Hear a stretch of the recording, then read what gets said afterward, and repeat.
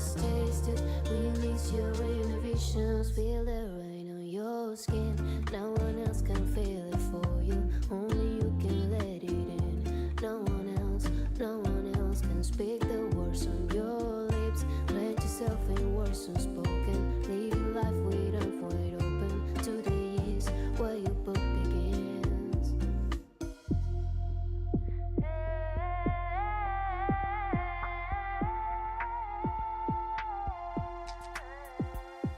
Staring at a blank page before you, open up the dirty window. Let the sun illuminate the words that you cannot find. Reaching for something in the distance, so close you can almost taste it. Release your inhibitions. Feel the rain on your skin.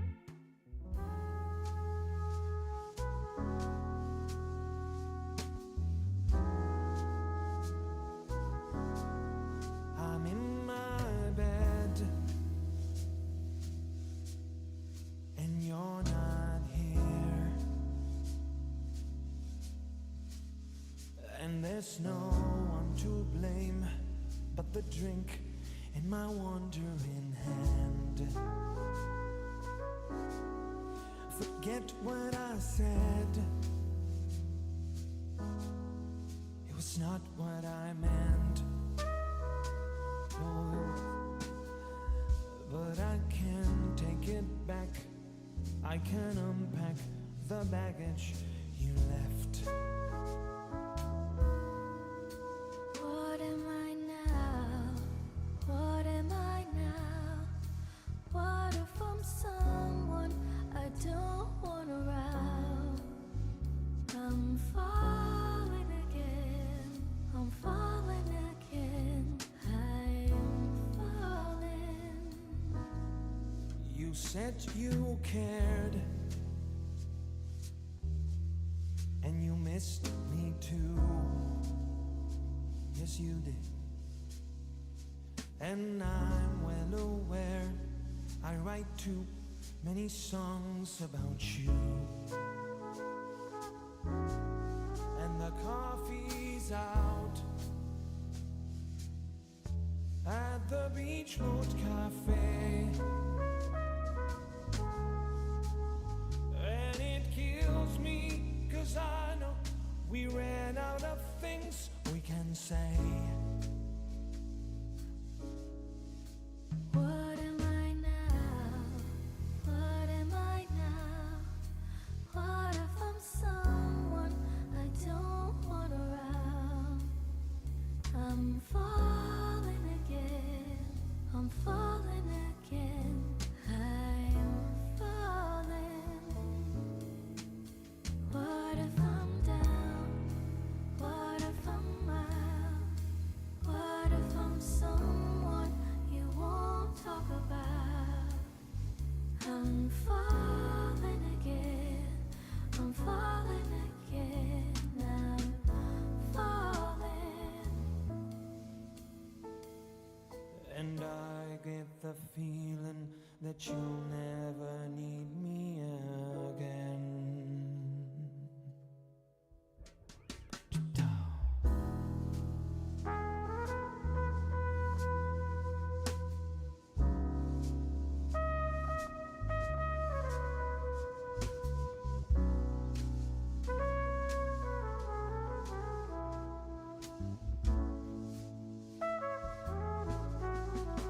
What am I now? What am I now?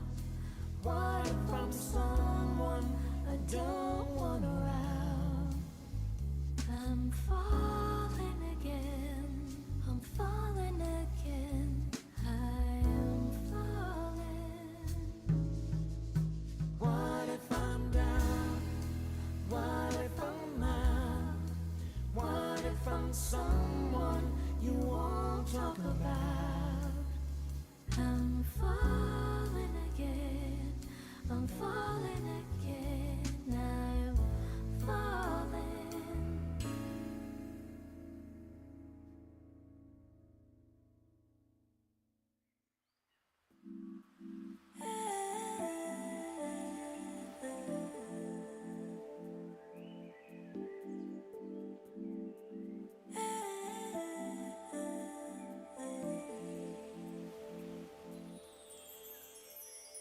Every time you come around, you know I can't say no.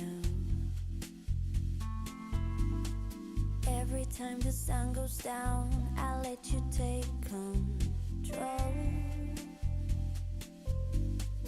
I can feel the paradise before my world implodes. And tonight had something wonderful.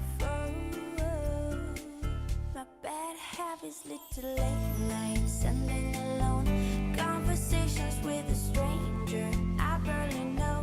Swearing this will be the last, but it probably won't. I got nothing left to lose or use, or do my bad habits lead to you? My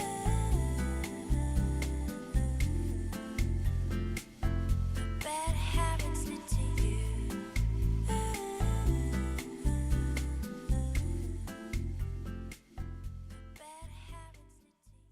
every pure intention.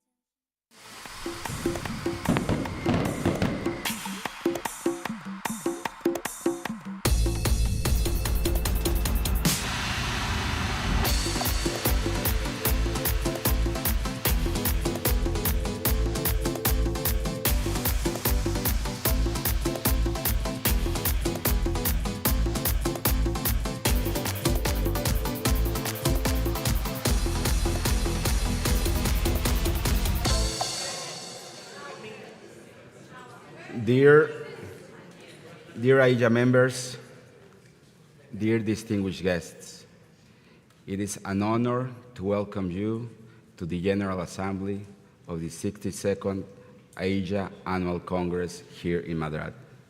Thank you very much for being here with us.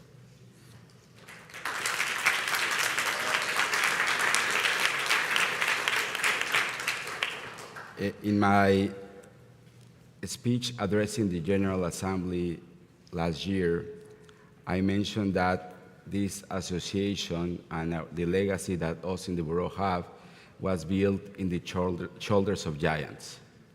And it's actually no more fitting, it's so fitting that phrase to this, to address one of our key AIJA members throughout our years. I want to welcome our dear ex-president, former President Dirk Noyes, to address the audience to talk about that. Thank you very much.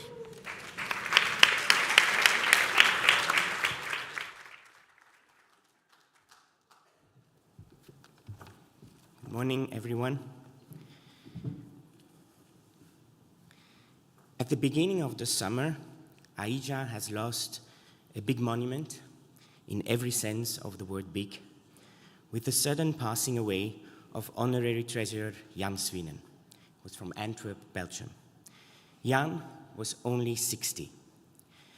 Jan started his AIJA career in 1996 when he attended the AIJA Congress in Montreux, where he immediately made an everlasting impression.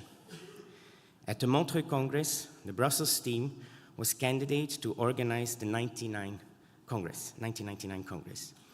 The Belgians served the AIJA Executive Committee that had to vote over the Congress pitch, Belgian beer. Jan was the one who drove all the way from Belgium to Switzerland with his car full of beer. Jan, who was an excellent labor lawyer, known for his wit and his pragmatism, crossed my path for the first time when I attended my first AIJA event in Antwerp in April 2002. As everyone, I was very impressed by Jan, especially by his deep voice, his laughter, and his joie de vivre. We became friends, and I remember very well that in 2005, we flew together to the Mexico Congress via Atlanta. There, I also learned that an XXXXL size can have some advantages. In the flight from Atlanta to Mexico with Aeromexico, Jan was sitting next to me, and I could hardly move. And I remember once we were airborne, that the stewardess came to us, and she said to me, "Sir, I see that you are suffering I said, yes. And she said, I'm going to help you. And then I thought, yes, maybe I will get an upgrade. And then she invited Jan to come to business class.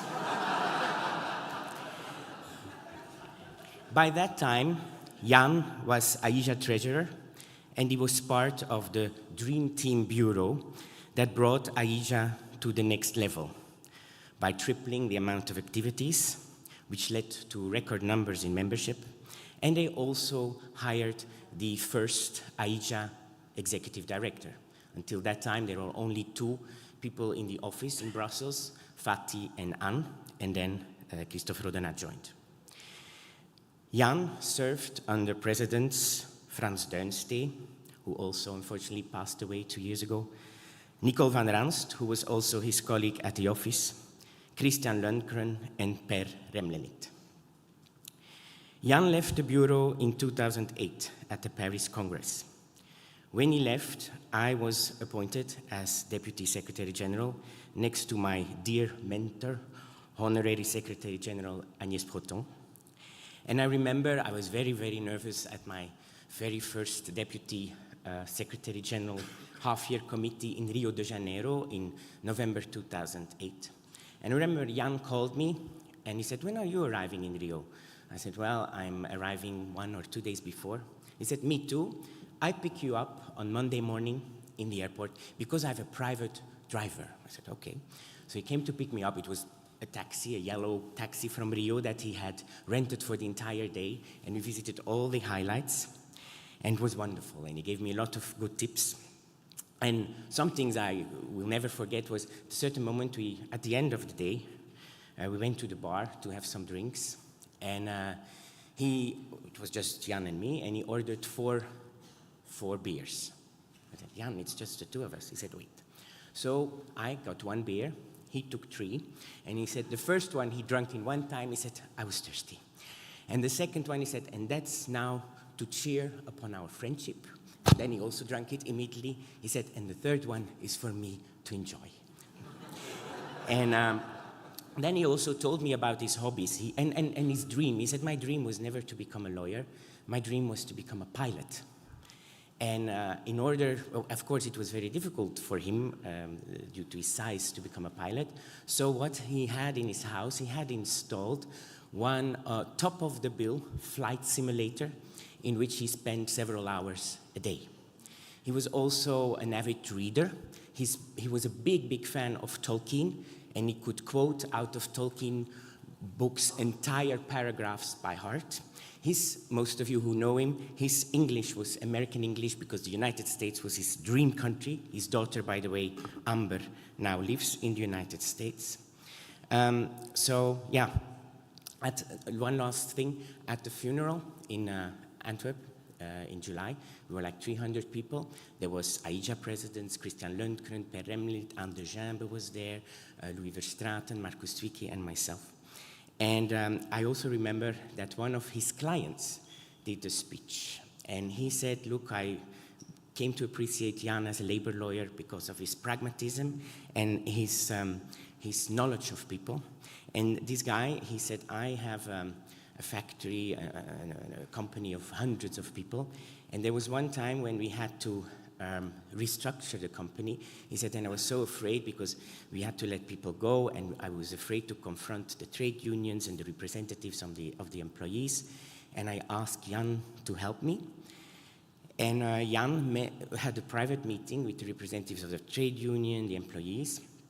And the next day, he said, before the meeting was going to take place, he said to his client, look, I've noticed that these people are very, very shy. So I have an idea. So what did Jan do? It was like a big audience room like here. He installed in the middle of this room a stage, and on the stage, a very small stage, and on the stage, a huge microphone, a fluffy microphone. And he invited the people, the shy people, well, we didn't say shy, but to take the floor if they wanted. Nobody dared to say anything, and everything passed. So this client was super happy. Jan leaves behind his beloved daughter, Amber, his mother, Lieve, who is now in her 90s, and his wife, Andrea. As a last tribute from AIJA to Jan, our big AIJA monument. May I kindly ask everyone to stand up for one last time for this great and warm person and have a few moments of silence.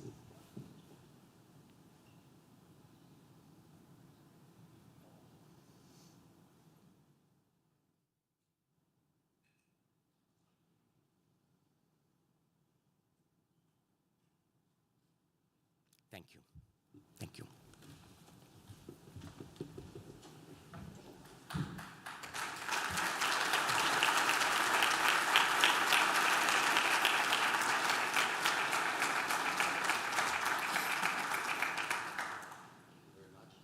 You wanted to make also a short tribute concerning another colleague?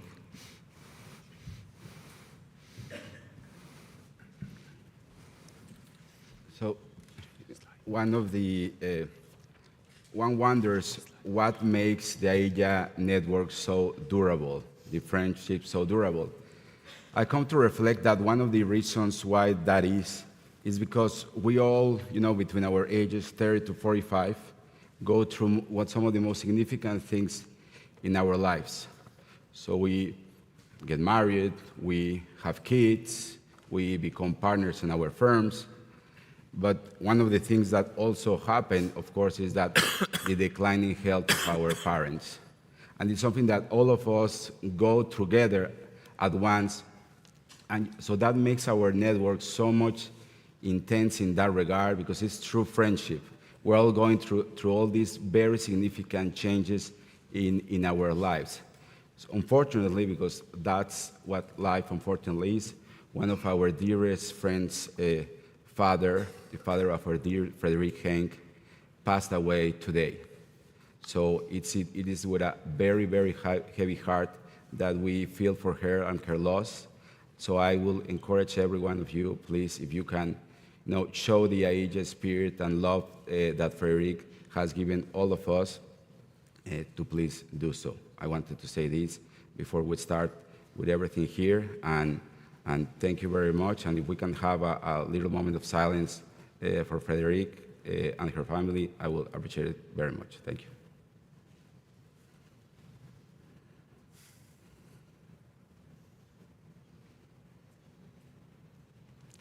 Thank you very much, friends.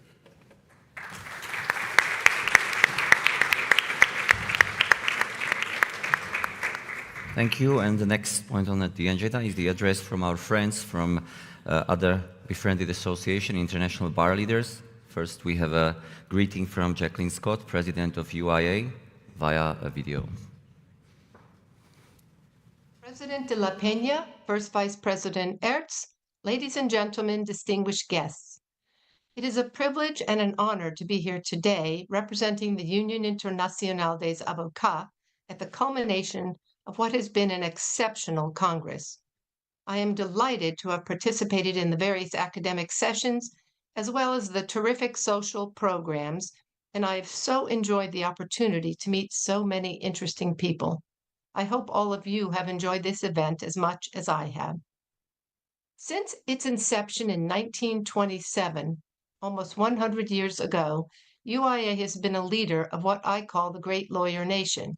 Despite the fact that all of you and I may speak different languages, may have different religions, and certainly have different cultures, we as lawyers share a bond that is no less because of our differences.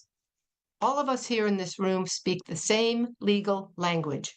We have the same values. We are beholden to the principles of our profession: confidentiality, due process, fair trial, and adequate representation. We share as our common purpose zealous and independent representation of our clients, and most importantly, the raison d'être for all of us is the defense of the rule of law.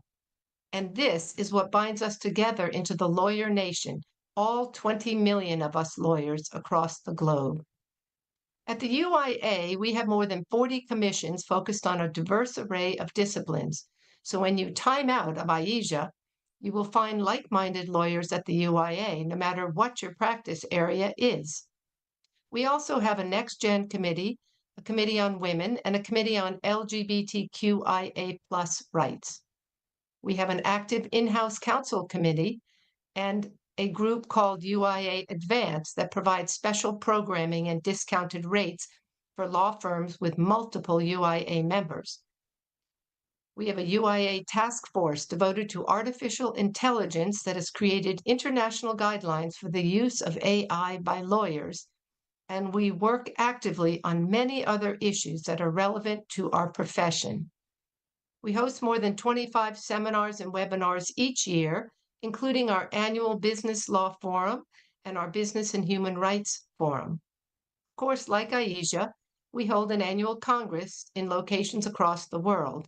This year, our annual Congress will be held in Paris from October 30 to November 3rd, and I hope to see many of you there.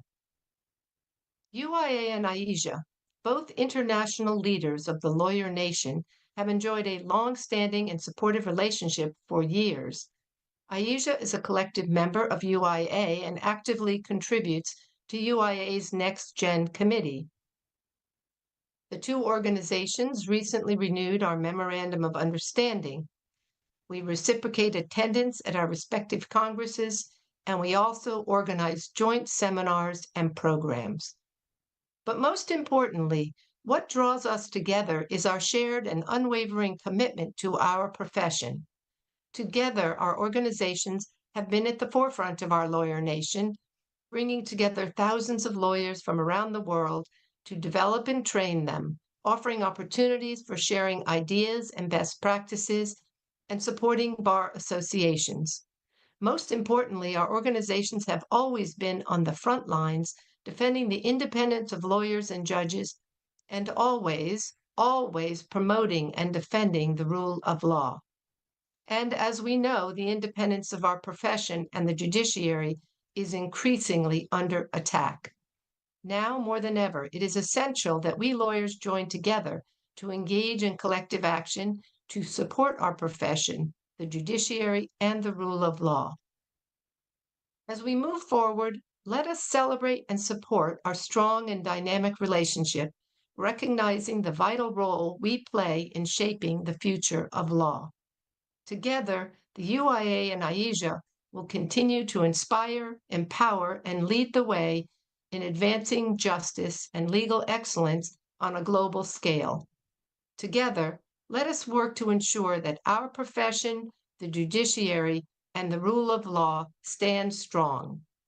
Thank you very much for your time.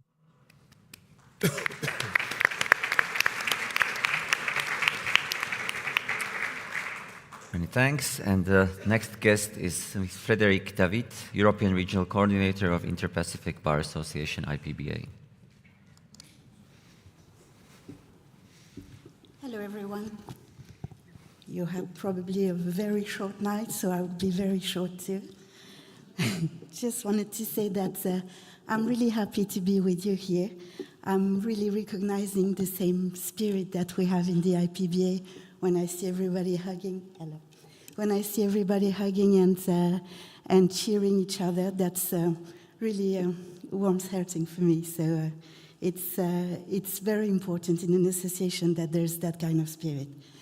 Basically, the IPBA is a specific lawyers association because it is focused on Asia. It has been created in Japan by a Japanese lawyer, and the memorial you just had for your past friends really moved me too, because at our last Congress in Tokyo, we really had exactly the same for our founding member, for our founding father, I would say. So this is really something I recognize when I see all of you acting in that association. This is an association which is focused on Asia, so it's open to any lawyer who would have an interest in the area. And like your association, it's an association which is multi-matters, so we have lots of committees that would address anything from next gen to women to in-house, and then all of the technical matters. Our next Congress would be in Chicago next April, and we will have the pleasure to welcome a last-timer because sometimes you need to leave the Asia and find other associations. And Joël from France, has been the winner of the raffle we've done, and she's going to be invited to our next Congress in Chicago. I hope she's going to have a nice time with us.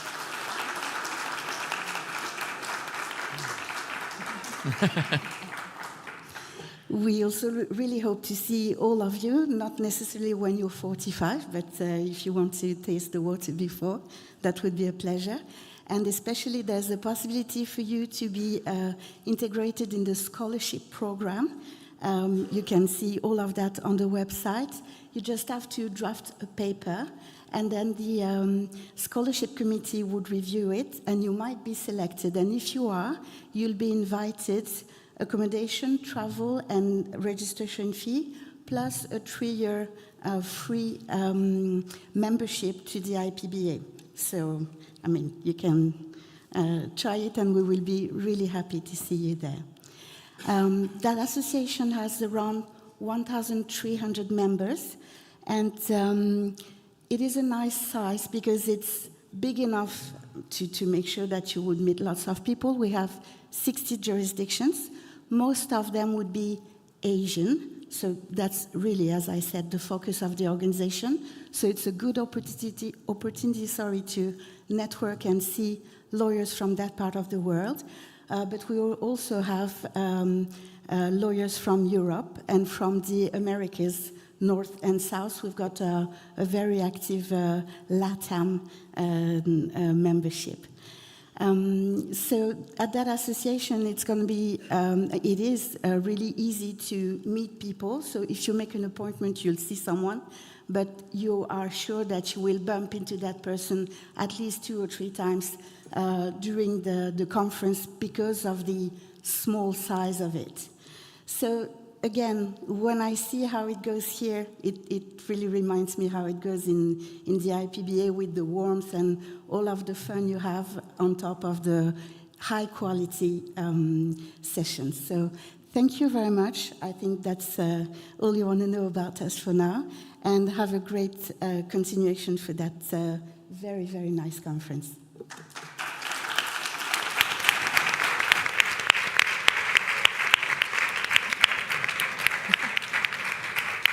And our next guest is Mercedes Carral, Liaison Officer of the American Bar Association International Law Section.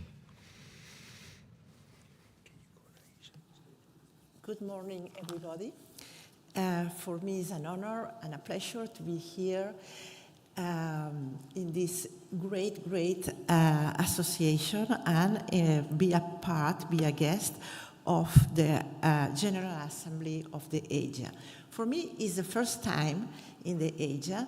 I am a member of the ABA, the American Bar Association, of the International Law Section, and I am here representing the international section because the chair was not able to come and asked me to represent in this invitation to be a part of our section and introduce you the section. I'm sure that all of you know the American Bar Association and the International Law Section, and I would like to say that during these days that I have been here, I discovered that your association, the AIJA, is a magnificent association. The spirit that you communicate all these days, the atmosphere of young lawyers, the great programs in scientific matters, and also the great social matters are fantastic. And I congratulate every of you, all the team, all of you, because I think every one of you has put a little thing to do these fantastic programs. You are an international association that help young lawyers to develop their international career. And the association provides with outstanding opportunities to learn international law, to develop all network with young lawyers, and develop also yourself. AIJA with the International Law Section are great friends, and we have been collaborating during many, many years. And normally, AIJA does some programs in our conference and also organize social activities. The international section has the same goals as the AIJA. It is dedicated to provide international legal education. He's working on policies, publishing international new topics on law, and helping and giving practical assistance related to cross-border activities. The section fights for bringing together lawyers from around the globe, focuses on international legal issues, and promote the rule of law. The section has more than 11,000 members from over 100 countries. And normally, the members are lawyers in private practice, including also corporate consuls and in-house lawyers, and also, as well as government and AIJA lawyers, law school deans, professors, human rights activists, law students, and LLM candidates. The International Law Section is the only ABA entity that focuses solely in international legal issues.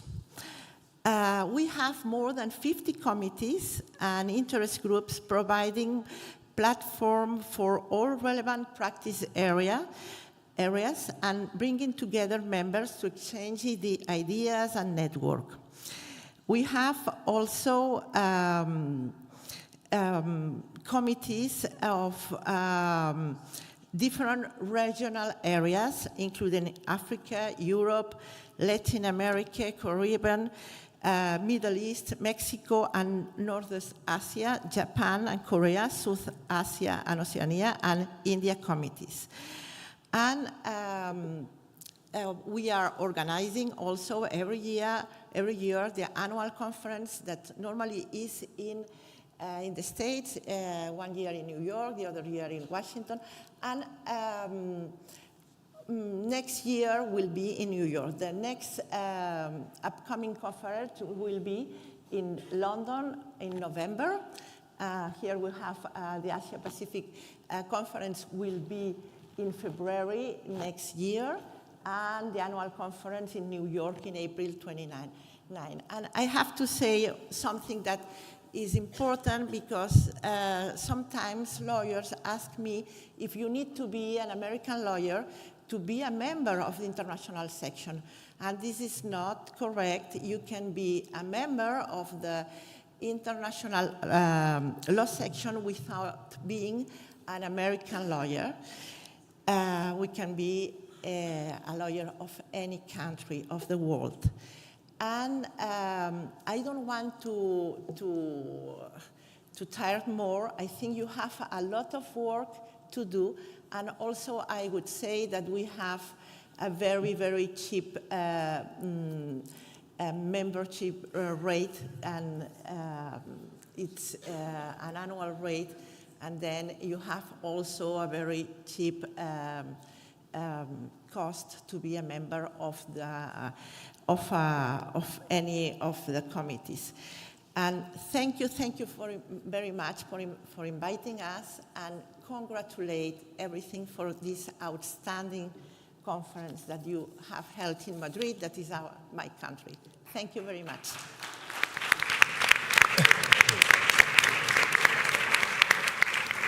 Thank you very much. And last but not least, Joe Ban, immediate past chair, American Bar Association, Young Lawyers Decision. And of course, a very dear. Good morning, everyone. This room is a lot more people than I expected. So I'm excited that everyone made the trek after such a great, fun event that we had yesterday. My thanks to the Bureau for inviting me for my third year to address you all at the General Assembly. I come as the immediate past chair of the ABA Young Lawyers Division on behalf of our current chair, Danny Borrell from Baton Rouge, Louisiana, and our 105,000 members. I am so excited of our partnership with AIJA. I am so excited to congratulate Eduardo on a fantastic year as president, and I hope you all will join me in congratulating him.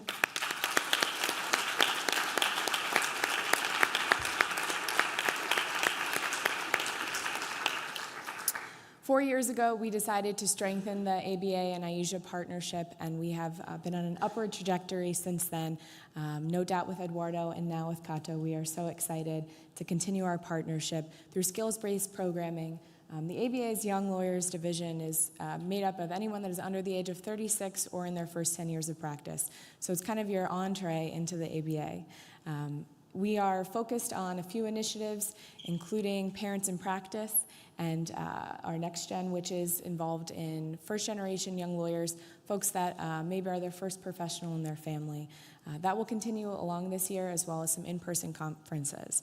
But I encourage you all, if you're interested in doing some skills-based programming, we do a lot of web features, online work, and that's something that we're going to focus with AIJA this year to try and increase the opportunity for folks worldwide to get access not only to the American Bar Young Lawyers Division, but to AIJA, so we can simultaneously grow our membership and enhance what our members already experience. I'm also here today to invite you to 2 events in the U.S. next year. The first is our annual Young Lawyers Division Spring Conference, which will be in New Orleans, Louisiana, next year, and it will not conflict with the half year, so I encourage you all to attend both the half year next year in May and to join us in New Orleans, Louisiana. And last but not least, I would be remiss if I did not mention, as a local Washingtonian, the annual Congress in Washington, D.C. I'm not sure if you guys have heard, but we're coming to D.C. next year. And I'm really excited. It's really exciting as the local lawyer in D.C. for me, so please let me be your friendly face in the ABA or on the ground, whether it's to give you a sticker to join us in D.C., or if you have any questions about the ABA. I'm excited to continue our partnership. Thank you.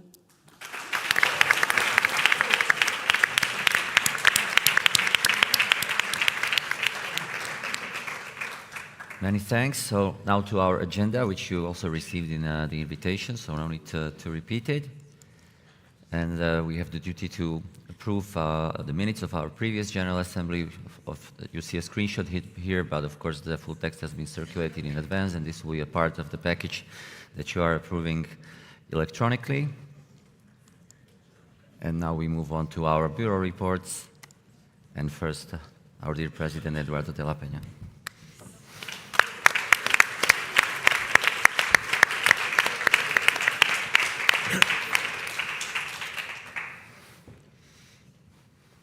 Thank you very much, dear friends.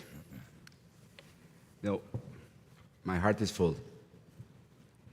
This record-breaking Madrid 2024 Annual Congress is an example of the unparalleled heights that AIJA can reach if and when we remove any limiting beliefs that we might have as to what AIJA is or what AIJA can be. The numbers are worth repeating.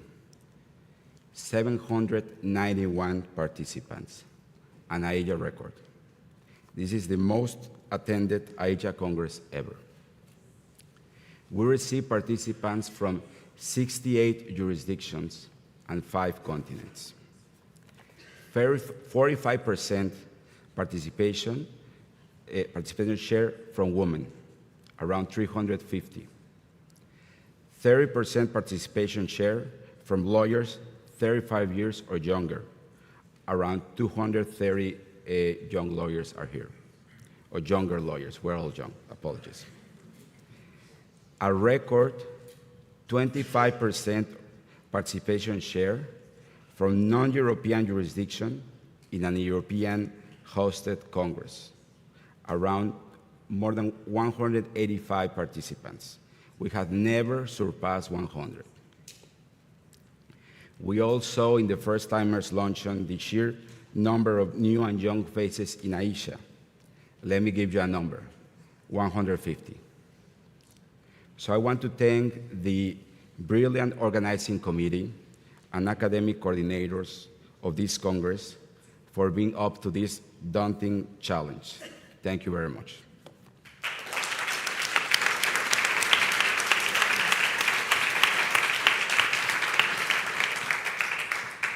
But you know what the most beautiful thing is about all this, is that I have zero doubts that all these records will be very short-lived.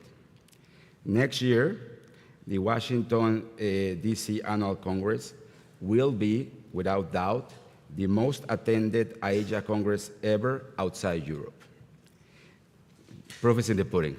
Proof is in the pudding. The OCDC, which we call them, already has collected here close to 150 pre-registration.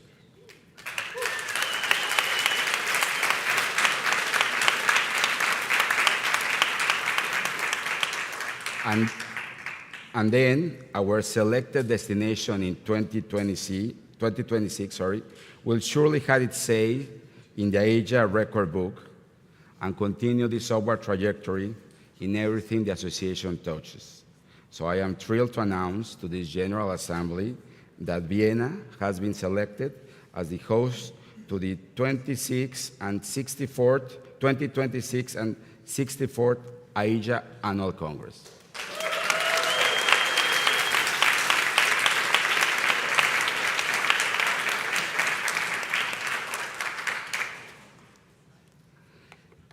The truth is that none of this is or should have come as a surprise.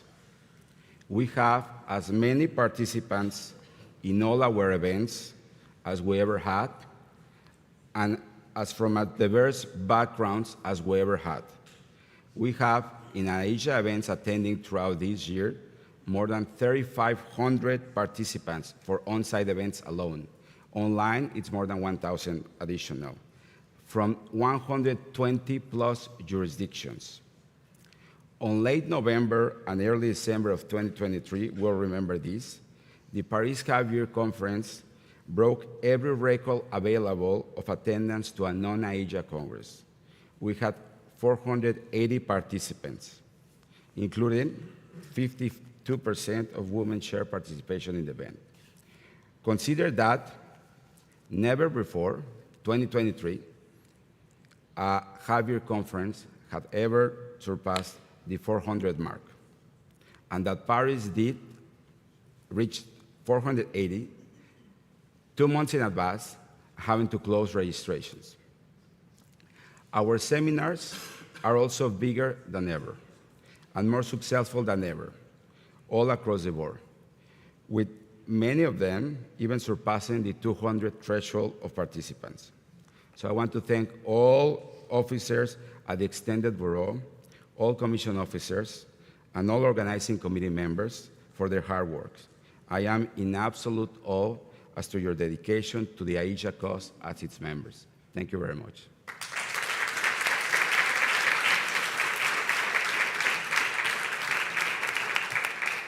Now, central in the association's success is Global AIJA.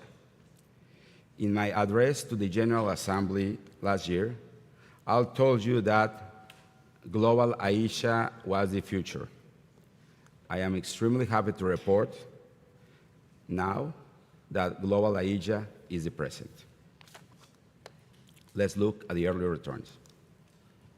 So the Global AIJA, the plan for Global AIJA is to empower members or potential members wherever they are, in order to create engagement across the association. And that implies not only a very committed strategy to organize one flagship event a year outside Europe, alternate congresses between Europe and outside Europe, ask our commissions and work with our commissions and support our commissions so at least one event of a commission can take place outside Europe every 3 years at least. And provide the support to our members across the world to generate the critical mass of events that are necessary by the implementation of regional meetings as well. So that was the plan, and the idea with that was to create growth in membership, increase engagement, and as well, and this is critical, self-sustainability, so that whenever an event of AIJA takes place outside Europe, it's well attended and covered by members from the region. That will happen naturally and organically because we are creating the critical mass of events necessary for the AIJA membership experience to be worthwhile to everyone wherever they are. So in the last year, we organized our first regional meeting in Hong Kong, our first regional meeting in the Middle East and in North Africa. This year, we organized our third regional meeting in Santiago de Chile. And we are organizing this year our second regional meeting in the Asia-Pacific region in Phuket, our second regional meeting in the MENA region in Riyadh. And next year already, we have scheduled our fourth regional meeting in the Americas in Montreal. We're also organizing seminars. This year, we organized a seminar in Curaçao in April. Next year, we're going back to Brazil, to Sao Paulo in March, Panama in September, Abu Dhabi in October, Tokyo in April, and there are more in the works. As to flagship events, this year we organized an event in Mexico City, the Javier Conference. We went back to Mexico after 18 years. Next year, we're organizing the annual Congress in Washington, D.C., going back to the United States for an annual Congress after 15 years. And that has all this, all this activity has generated results that are visible to anyone who wishes to see them. And I want to talk specifically about the Americas case because it's the proof of concept. And whatever is happening in the Americas will translate because it's the same path in the Asia-Pacific region, in the MENA region, and hopefully very soon as well in Africa and Oceania. So at the end of 2021, between the end of 2021 and today, the membership in the Americas has tripled. We went from 77 to 231 members. Now, what does that mean in the context of the association? At the end of 2021, the membership in the Americas represented 5% of the whole membership of the association. Today, it represents 12.5%. Now, what is also interesting is the growth pace that it has shown. The association as such has grown in the last 2 years and a half. We have grown in around 20% in our membership in the last 2 years and a half. Well, the rate of growth in the Americas is 38%, which is really surpassing the rate of growth that the association already has, which will, in and of itself, generate enough incentives in order to continue to create this massive participation and engagement across the association. Now, let's take a look at some specific countries. And I want to do that because, and I selected the USA, Brazil, Mexico, Canada, and Panama, because those countries were countries where we had been through regional meetings or Javier Conference or are planning to go through a Congress or there are in the books to organize things. And let's look where we were 2021. So in the USA, we went at the end of 2021, we had 28 members. Now we have 58 members. It's a very significant increase. What is very interesting is that in this Congress alone, we have 31 participants from the United States. From Brazil, we had 17 members by the end of 2021. Nowadays, we have 45 members. And interestingly, in this Congress alone, we have 26 members, participants from Brazil here. Mexico, We had 9 members at the end of 2021. Today we have 35, and just here we have 19 members. Canada as well, from 5 to 16 we went. Panama, which for a long period of time had been a dormant jurisdiction where we have just a couple of members here and there, well, now we have 14 of them by virtue of having done a regional meeting, and now we're going to go and do a seminar, which here in this Congress we have 19. Ecuador, we have no members, we have 10 now. The reason is very simple. Why was that? Because we organize events close by.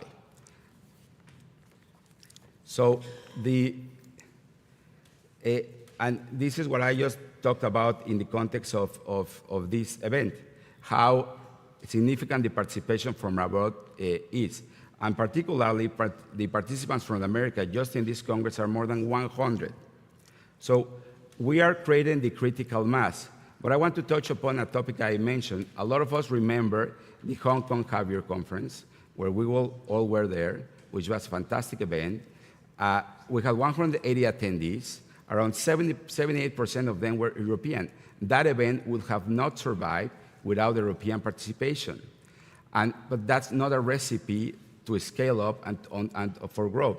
But the Mexico Javier Conference, we had even more participants, 207 participants there, out of which 142 are from the Americas or from non-European countries. So we flipped the script. We are completely flipping the script of the association, and it's amazing to be able to see it. So it's working. We are getting somewhere. Now, I want to be very, very clear. This is not a victory lap, though. As promises, as these first results show, we still have ways to go here. We still have to be bold. We still have to be brave. We must stay the course, trust the process, resist the temptation to go back to what AIJA was, losing sight of the unlimited potential of what AIJA can be. We must keep investing and betting in ourselves. That includes, yes, initiatives like Global AIJA that have been aimed in expanding AIJA's geographical reach and diversity, but also in the quality of our events and the experience they offer. This is critical, because this is why we all realize the rising cost in inflation. And we know, and we take a lot of care in the Bureau to look at the prices of our events, particularly our flagship events. So this goes beyond the factors that at times can be controlled. But quality of the experience, despite all that, the key here is to understand that the reason why more people than ever, more diverse than ever, and younger than ever from all over the world are attending our events is because of the quality of the experience and the professionalism we're offering. Well, that is very critical that we keep that pace. I promise I'm almost done here, but I need to thank some very key people that have made all this very possible. I'll start with the AIJA team. Now, this was a challenging year, to say the least. We saw 2 very central members of the team leave to pursue other professional endeavors with all the disruption that entails. However, the job got done, and well, I want to thank you for that. We're thrilled to have found Matteo Pedersoli and Arnella Doslik to serve as our new Association General Manager and Event Manager, respectively. They will help us reach the next level. I mean, they're already doing it. You just have to look around this event to see everything that has been accomplished. Now, the one thing I learned as well in the presidency during this year is that the president gets all the more credit than he or she deserves, because AIJA ultimately is a team sport, and none of these accomplishments would have been possible without the friendship, support, help, and in unsurmountable amount of hours behind the curtains dedicated and devoted by my fellow members of the Bureau.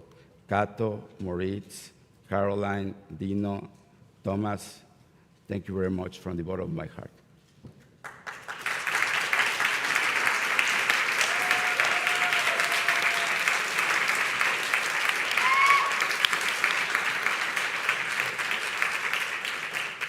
So, but I have one more petition to ask from you.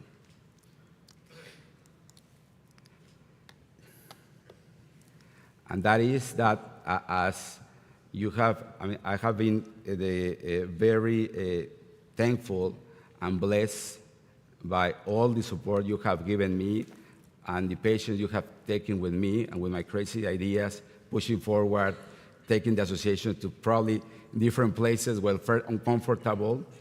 So I want to thank you all that.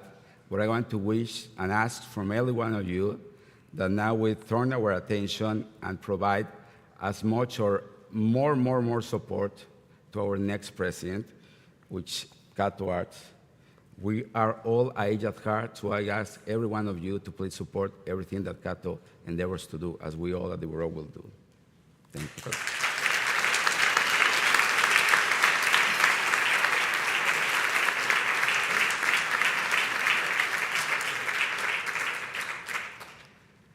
Finally, and I'll leave at the end this because I might get emotional.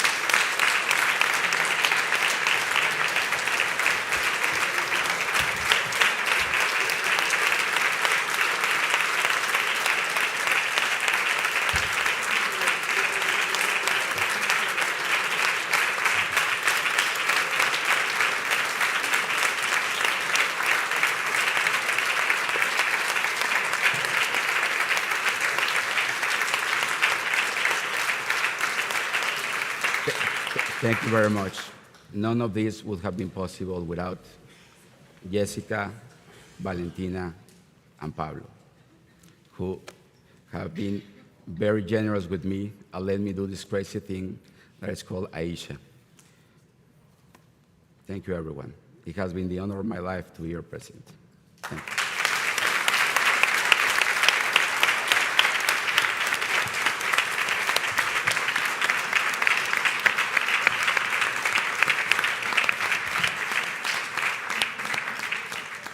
Thank you very much, Eduardo, and over to Moritz, our immediate past president.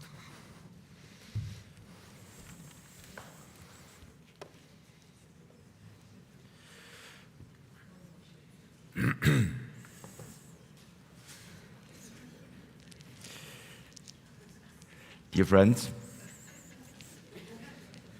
dear AIJA, dear bar leaders, and in particular, dear honorary members, dear past presidents, I will very soon sit next to you.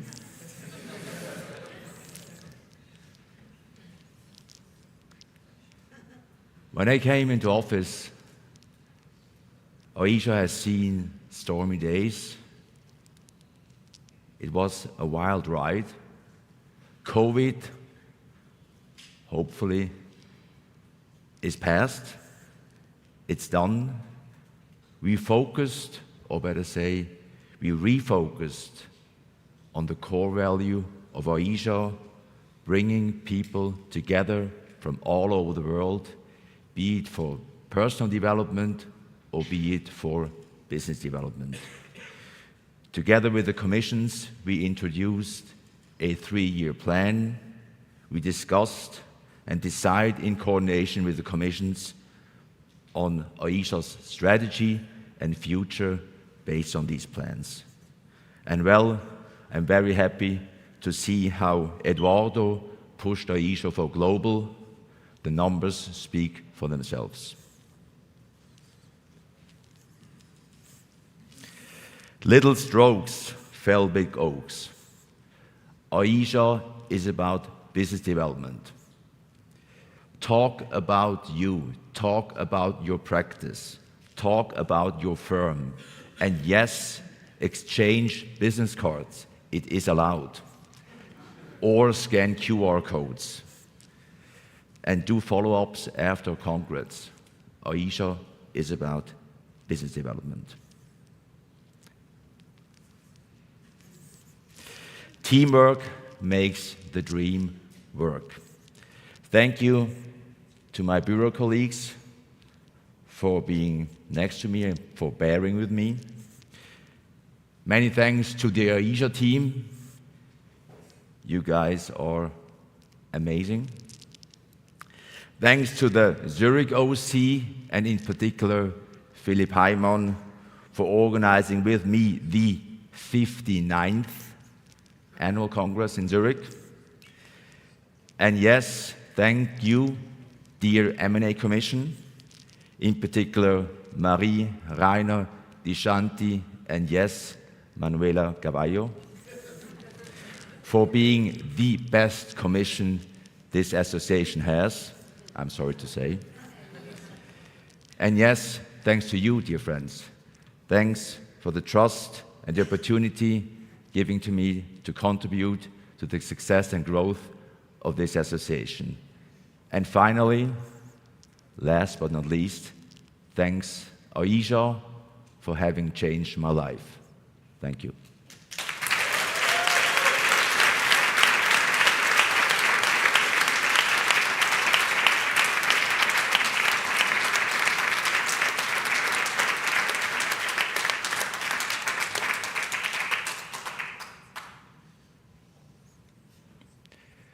We'll follow now with the acknowledgement of the AIJA members. First, you will see now on the screen those who are turning 45, i.e. they are kindly asked to leave. Not right now, but going forward. The distinguished members that the Bureau likes to acknowledge is Ferenc Ballinger,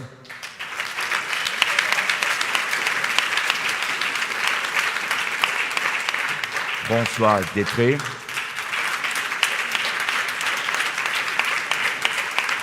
Ricardo Gamma, and Joël Mochada.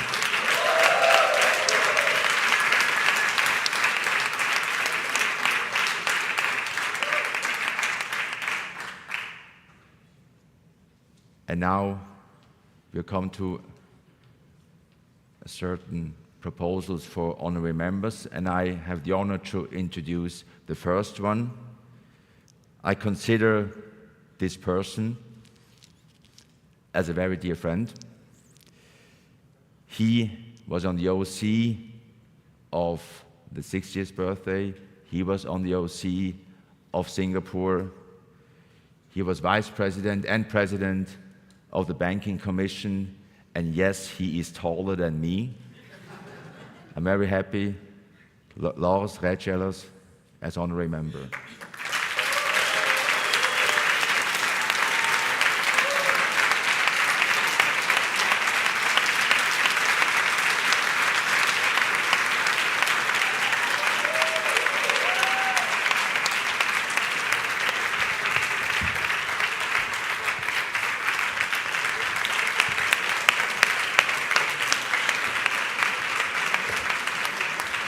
See, you're taller than me. Thank you. Like this.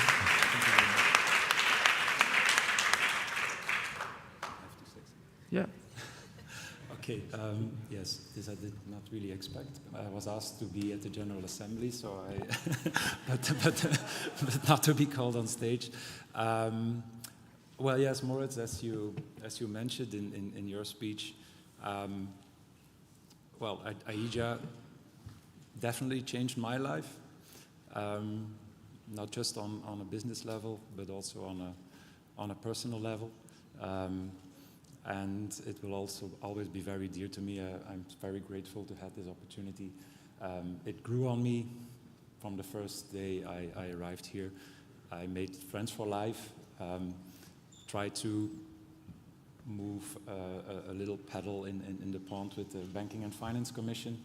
I know when you asked at the moment to join the Extended Bureau, I said, no, the work with the Commission is not done. We were only getting started, and I'm very happy where we are today.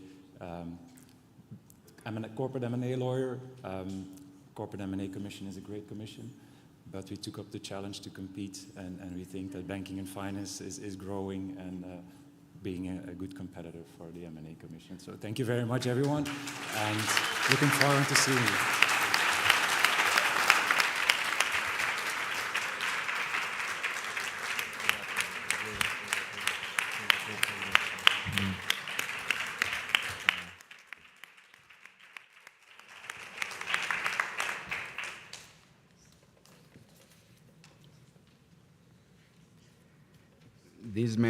This AIJA member, is the definition of the AIJA spirit.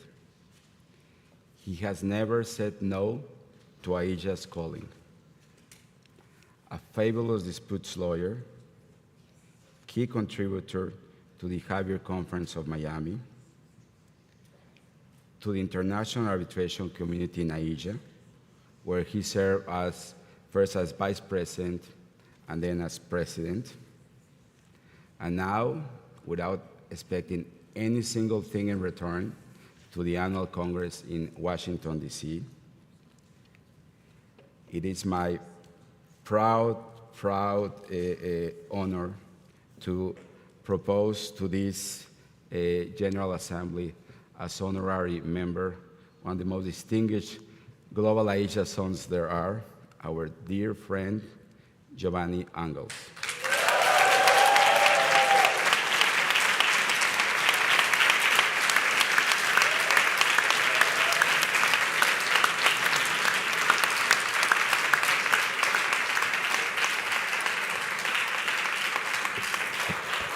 Thank you.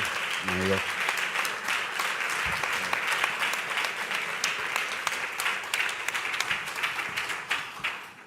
Haven't really prepared anything, but I couldn't possibly begin to put into words how much AIJA has meant to me professionally and personally. I love you guys, okay?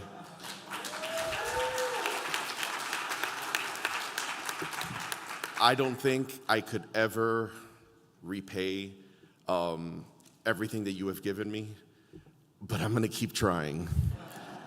And I'll see you next year in DC. Thank you.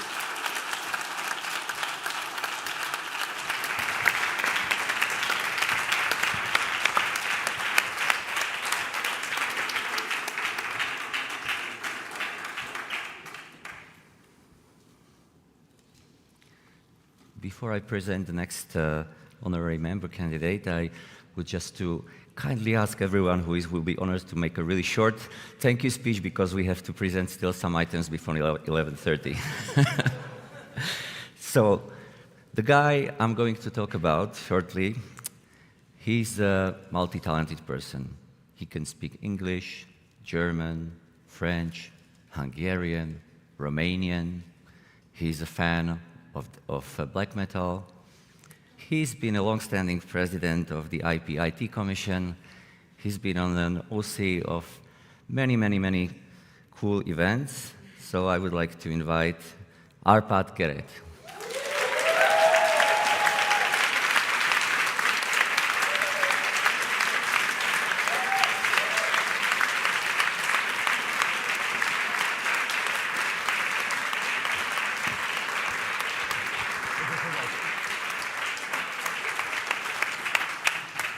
Well, thank you, dear friends. Not being allowed to vote made me not know that I should attend here. Thank you very much for inviting me. AIJA changes all our lives. We do believe that at 45 it ends. No, it does not. When I first came to ITEC Law, the then president was an ex-AIJA member. The current one is as well.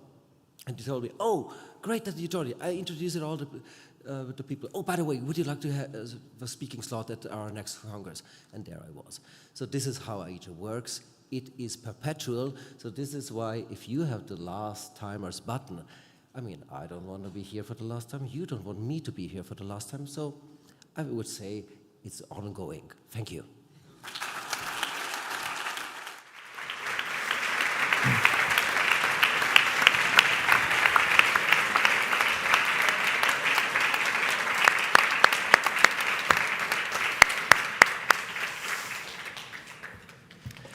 The next member the Bureau proposes as honorary member holds several records within the AIJA rankings.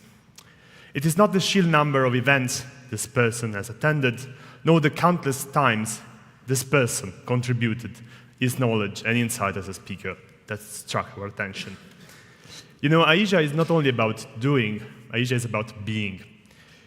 With the warmest smile ever recorded on earth, with the biggest heart ever noticed, honorary members are people that distinguish themselves for the alignment with the association's principles and objectives.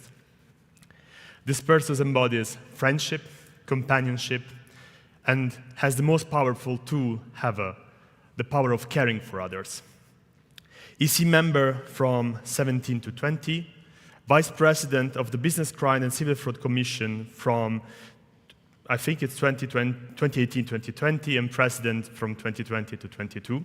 It is my big honor to present you the embodiment of sunrise over pristine beaches. Please welcome Nicolas Herren on stage.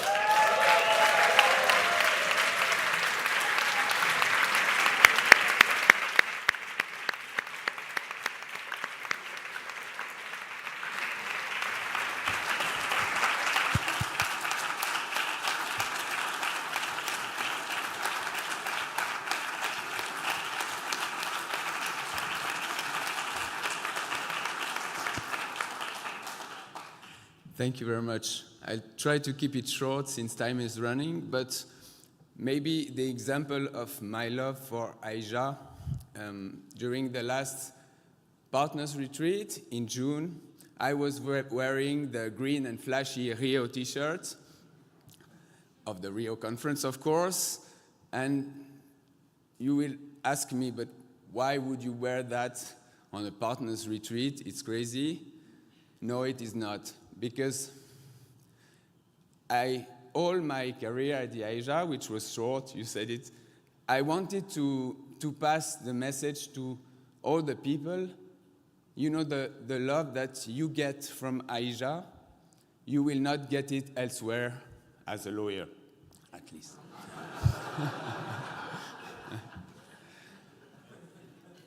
And all my AIJA career, I wanted to promote this love via talks with lawyers, via talks outside the legal world, via my LinkedIn message. And why? Why this love? Because AIJA is about learning and sharing. All the things that I've learned talking to you, either during the academic program or the social one, as Dino said, is not only about law. Law is important, yes, and I've learned many things about other fields in which I practice, but it's also about many other things: history, politics, art, culture, sports.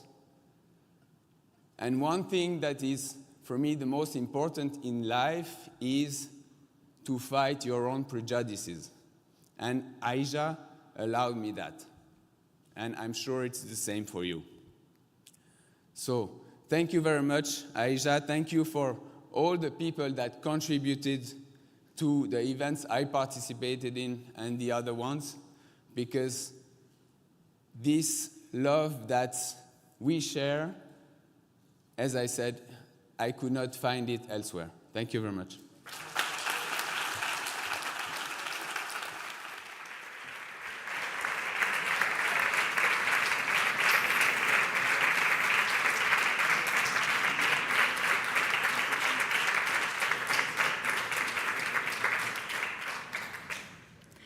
The person who's up next has a very long list of AIJA accomplishments and contributions.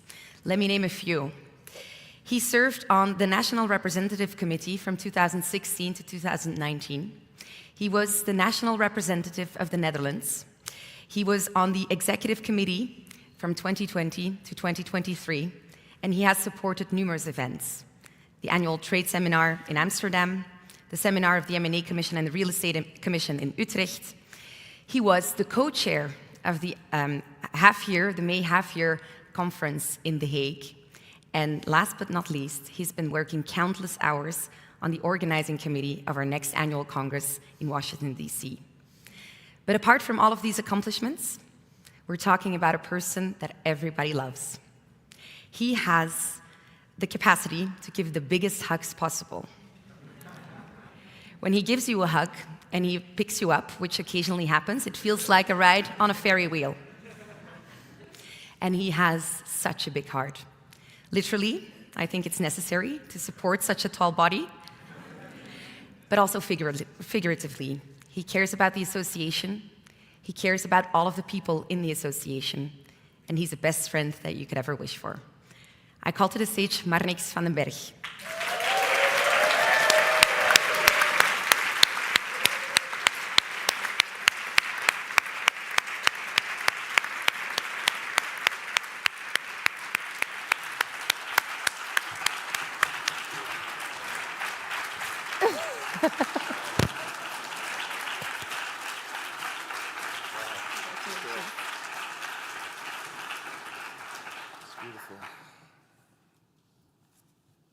Thank you, guys.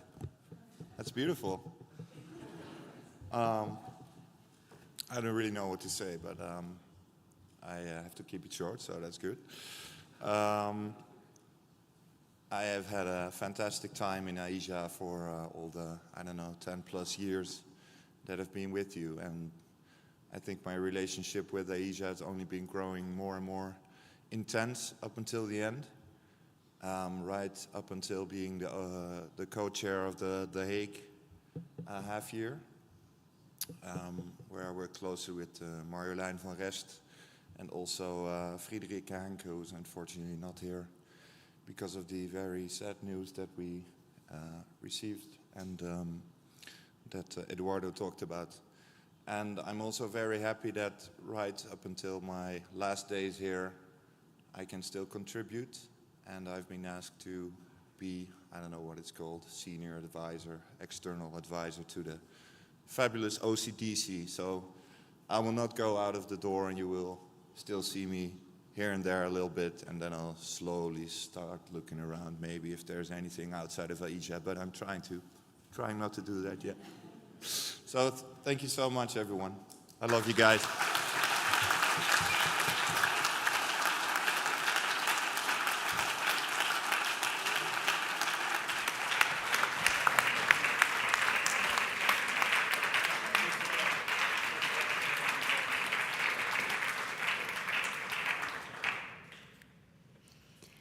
Last but not least, let me present you a member you may have crossed into after a social program, smoking a cigar by a pool in Rio, or on a bench in front of the Marina Bay Sand in Singapore. Actually, I met him smoking a cigar after the party in Helsinki back in 2013. He's someone who may look at first sight as a grumpy bearded guy, but once you know him, you know he's a sweetheart, as you could tell with the tattoo he recently had on his forearm. But he is actually a trustful and reliable friend. In AIJA, he has been the French national representative, the vice president of the Litigation Commission, a member of the OCC, and he acted a lot to have French-speaking seminars and to organize the first triple seminar that was ever organized at a time where having 150 participants was not our standard. I know he's not there today because he had to fly back to Paris for an audition by the financial market authorities, but maybe he's watching online, so please applaud Damien Deveau.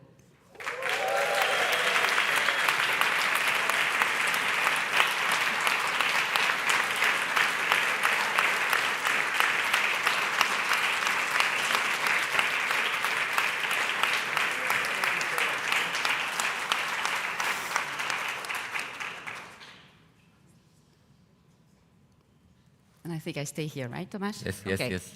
So now we're going to be agile because we have 7 minutes before the second election, second voting window closes, and there are some financial things that you need to vote about. And so I will skip a little bit of the beginning of my presentation because I want you at least to know the figures that are on the resolutions that you have to vote for. And I will start with one of the last thing. I'm sorry for this, but I will come back to that. Don't worry, you will have the full picture and the full story of the year. I just want to start with next year's fees because that's an important thing that you have to vote for on the resolution. And I want to show you that the proposed membership fees that are there for next year for the standard membership fees are the same as the ones that were for the last couple of years. But we want to introduce new reduced fees in specific situations that I want to explain. First of all, we want to propose to the General Assembly to, well, okay, now you don't even have the slide, but to propose a discount of 50% for lawyers who work in countries belonging to Category 4 of the UN HDI. Why is that? We want to be accessible to young lawyers all over the world, and we think it's a good thing to allow those lawyers to have a reduced fee. This is something that we had been discussing for some time already, especially with the NRC, and now we can afford to do it, and we think it makes sense to do it. Second thing is a different approach, and actually we heard that the UIA also has this kind of approach. It was mentioned by Jacqueline on her speech. We want to have a discount for firms that send several lawyers, meaning 10 or more. The idea behind that is, first of all, to ease their life, make sure that they can have one invoice for all the members, and maybe also send a bit more members, because if you already have 8 or 9, maybe you will be incented to send a 10th one, and then you grow the membership of AIJA. And also, we think also it's a virtuous circle on sponsorship opportunities, because the more you grow, the more you have big firms with big attendance, then the more you are able to sell the AIJA brand to sponsors. So we are suggesting the General Assembly to approve for these group discount for membership fees with 3 levels: 10 membership, 15 membership, and 20 membership. I will now go back to the presentation of the results of last year and the revised budget for the next years. So, to give you a short vision of that, you know we moved from a financial year, which was a calendar year, to April to March financial year, which meant that this year we had 15 months. 15-month cost, but not 15 months revenue. So if you were at the General Assembly in Rio, you remember that we had projected to have losses of 270K this year. You will see that the result is better than expected, because we are at minus 236. Why is that? Because we have a growing membership. Eduardo told you about the figures, and that reflect in our income. We have larger events. We had 3 flagship events of more than 400 participants, even outside Europe. We have an average attendance at seminars, which is at 130 participants. So this is also something that impacts in a positive way our financial situation. And we also worked a lot last year on how to improve our processes with flagship events, make sure that the costs remain reasonable, and that we can bring the income that we need for our association, because the membership fees as themselves do not cover our operational costs. So we need the events to bring the income that is lacking to cover for those costs. So you have here the final accounts, and so you can see that we have a growth in terms of income. and also, well, in terms of expenses, but less than expected, which leads us to that result, which is actually better than the one we had projected for last year. You see that this is also thanks to the OCs and the people who work every day in the AIJA team that we managed to have those results, because all our events were profitable last year. You will have a resolution to vote on the auditor's report, which confirmed that AIJA is working in accordance with the standards. You will also be asked to approve for the change of auditors, moving from LNS to Mazars. Why is that? Because first of all, Mazars had a more cost-efficient offer. We can then reduce our auditing costs almost by half with Mazars. Second thing is that they have an experience in non-profit organizations and NGOs, which we think is relevant to help us also improve our standards. And finally, I mean, it's always good to change auditors from time to time, so we think it is the right time to change. Now, presentation of this financial year. We reviewed and we are presenting to you the revised budget for 24-25. We expect, again, a growth in membership fees compared to what we had originally planned. This amount of 621K is basically the amount that we had last year. So that is the reason why we are planning to do the same, because we see that as of August, we are at the same amount as last year. But with an interesting thing is that we have more members. So that means that our membership is getting younger, which is also, I think, a good sign for the association and its future. In terms of expenses, of course, bigger events means also bigger costs for events, but it's compensated by the revenues it generates. We also decided to increase skill budget. You know that skill is there to offer to young lawyers coaching sessions, all the soft skills that can be used for young lawyers all around the world. And well, we want them to be able to keep providing a good offer to the members. So that's the reason why we decided to increase their budget.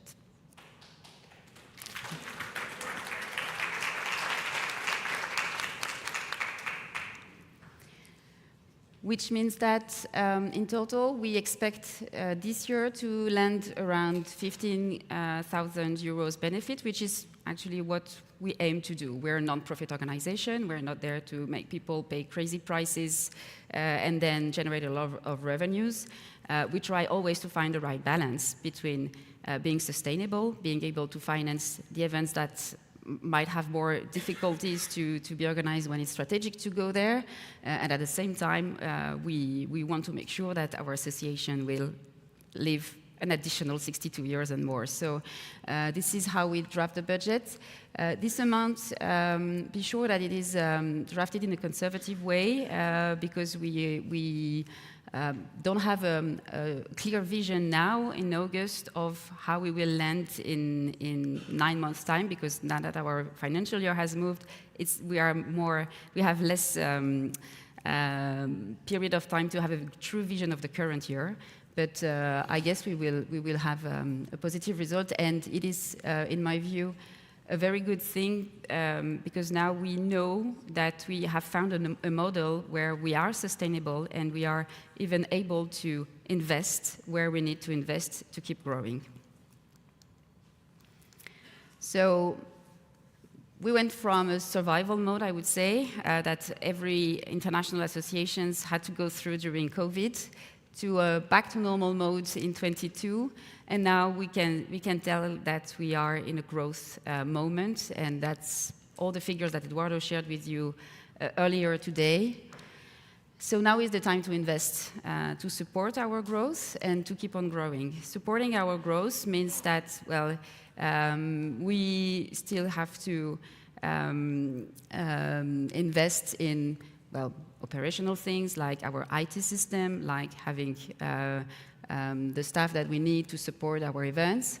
But it's also to keep on growing, which means to go where we have a place and a room for young lawyers, and to make sure that any international young lawyers can join the association and have an offer close to them. I've been through that already.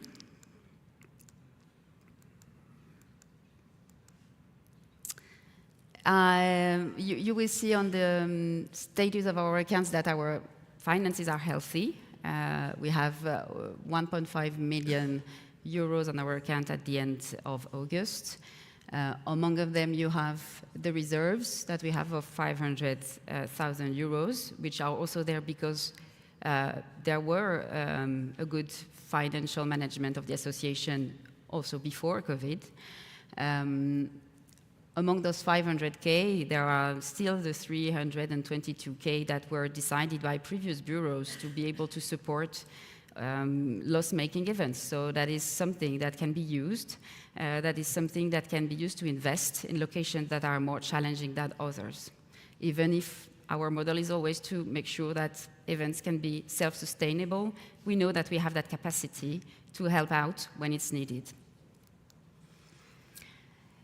And then I come to that budget of next year, and don't be afraid by the minus 146, because actually it's all related to what I've just mentioned before.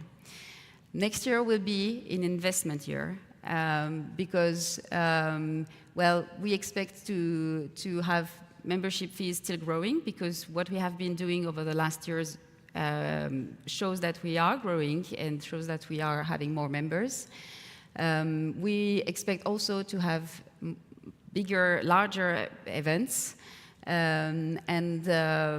at the same time, we know that there are some destinations that might be more challenging than others, and we want to remain accessible to young lawyers. And we don't want, because I know that's the question that was raised, we don't want Washington, D.C. to have crazy prices, and that will lead people not to be able to attend. So we have drafted the budget in a way that we make sure that the prices of the Congress will remain affordable for young lawyers. And we know that we have that capacity to invest, we have the reserves, we have a model that works, and so we want to invest next year, because going to DC is an investment. I mean, we have so much room to grow in the United States and in the Americas already. The trend that we have now is showing that it's working, that there is a room for us there, so that is what we want to do. So you have seen that list already on the website when you casted your vote, and thank you for your attention.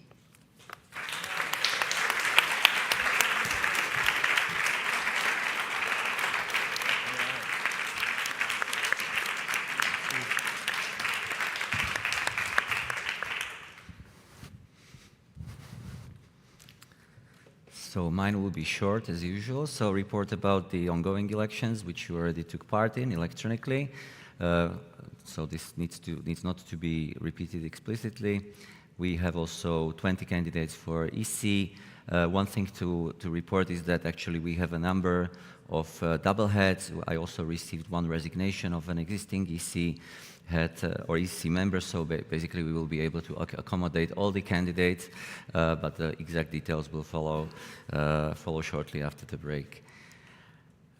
Then these are the resolutions as also seen in the voting system, and some interesting data about our membership. So as also described in more detail by Eduardo in his report, in spite of the big benchmark set last year, we again managed to grow. So over the last few years, basically it's a growth by almost 1,000 people. So really a nice result. And here are the superpowers of AIJA. So as always, Switzerland 259, but the position is not so rock solid anymore. There are some runners-up. So Germany 181. United Kingdom, 158, Netherlands, 132, and France, 126.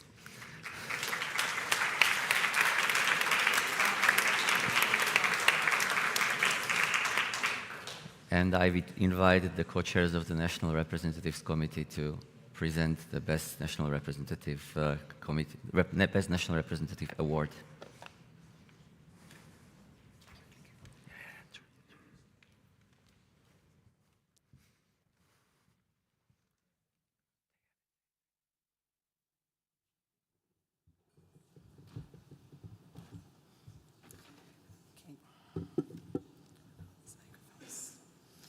Okay, here I am again, one more General Assembly with my AIJA voice, everybody knows.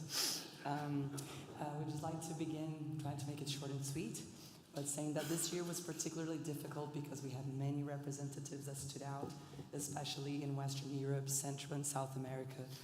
You could see that from the figures that Eduardo presented earlier, notably with relation to Panama and Ecuador. But well, we have to make a choice, so I'll leave it for Jacob to describe the person we are pointing at, but DIP is his region. Yep, thanks. I lost my voice too. 9 minutes, is that my ticker? The best award goes to a person who embodies the AIJA spirit a lot, is ending their term and has provided for a vast amount of fun stuff for her region to do. As you could see here with a little bit of a spoiler, she's brought her region closer to the powerhouses and could maybe be considered a real powerhouse. Also, she's been a face for this organization for a long time in brochures and on PowerPoint presentations throughout my whole AIJA career. The best award goes to Pia Padfield.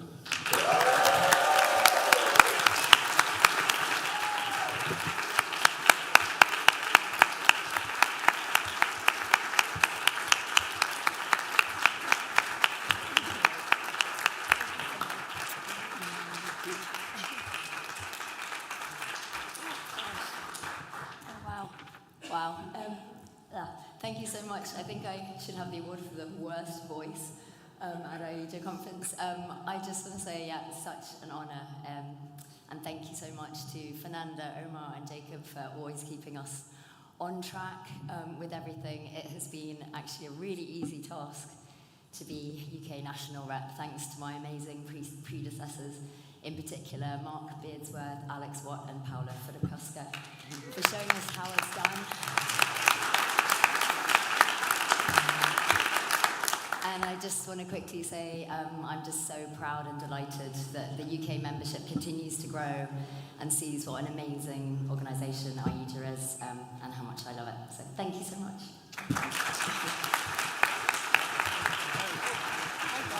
Sorry. Congratulations.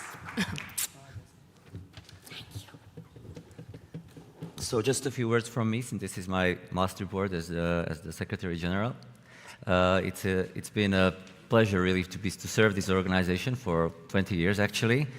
I made huge friendships here, met great colleagues, grew as a lawyer, had the time of my life. So thank you for that, and I look forward to staying in touch with all of you. Thank you.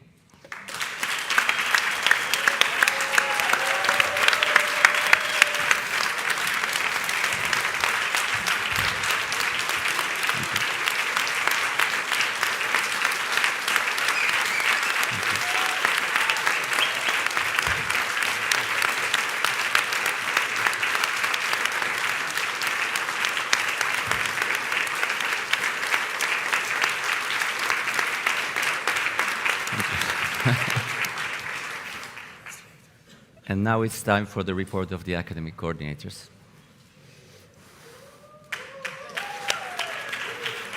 In the break. Perfect. We've just gotten the break.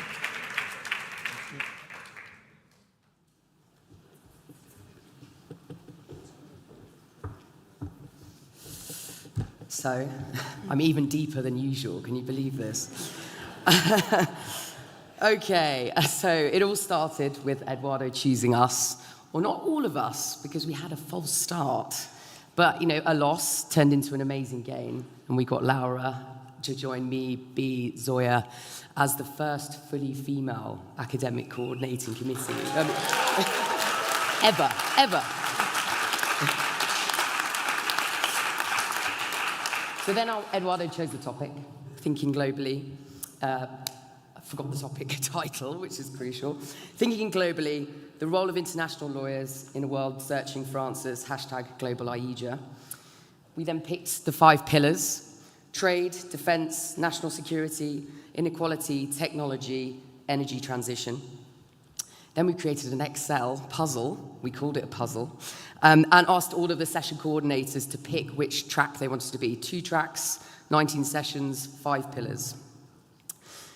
People thought we were a bit crazy, but it worked.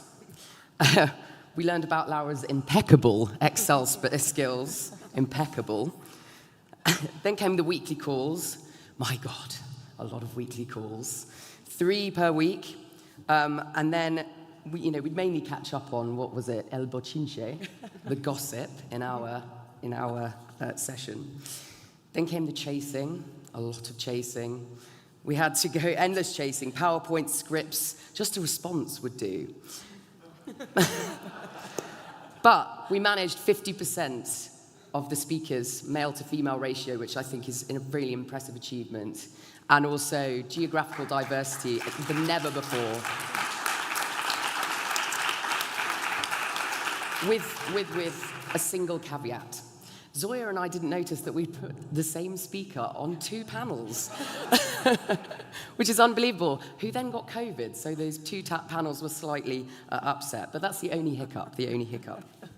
So as I say, 19 speakers, 3 plenary sessions, amazing keynote speakers, and it's been an incredible ride. So very well attended sessions as well. I mean, look at this, incredible. But it is over. So, thank you. So all it is thank yous now, thank yous. Thank you to Eduardo for choosing us. Thank you to the OC for their organisation. Thank you to the AIJA team, particularly Arnella and Ireste, for dealing with our bochinche as well. And finally, thank you to the AC ladies up here who have been incredible, and it's been an incredible thing for me to strengthen our friendships for lifelong, I think now. So it's been an incredible ride. So thank you. You guys want to say anything?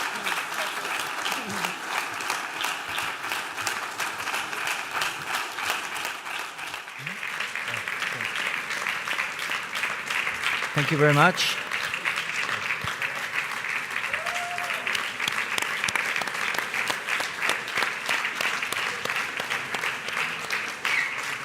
Thank you very much. And since we are quite late, we have a very short break now, and we reconvene at 2 to 12.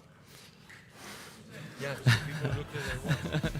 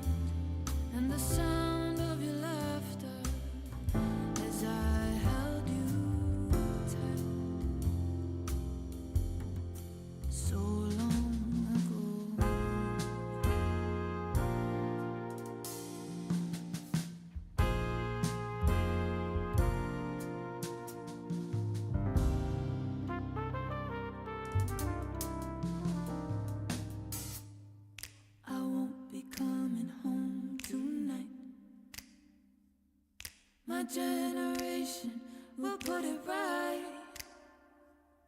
We're not just making promises that we know we'll never keep. Now this is the world we live in, and these are the hands we're given. Use them and let's start trying to make it a place worth fighting for.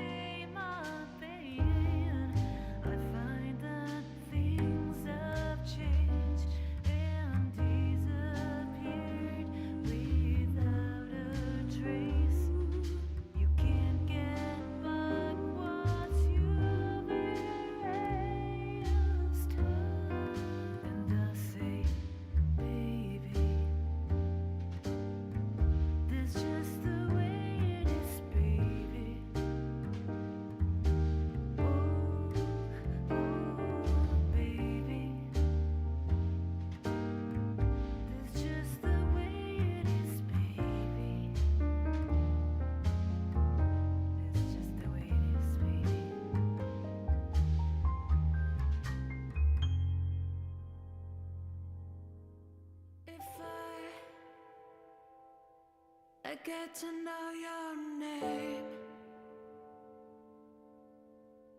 Well, if I could trace your private number, baby,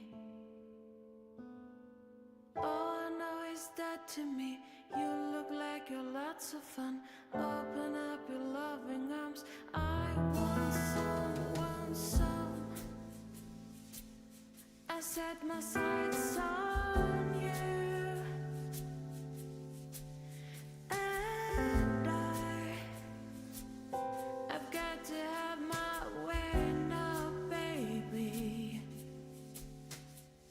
All I know is that to me you look like you're having fun. Open up your loving arms. Watch out, here I come. You spin me right round, baby, right round, round, like a record, baby, right round, round, round.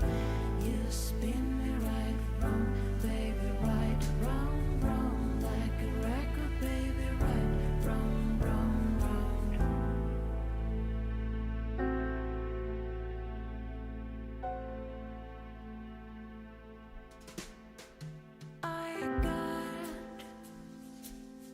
I got to be your friend now, baby,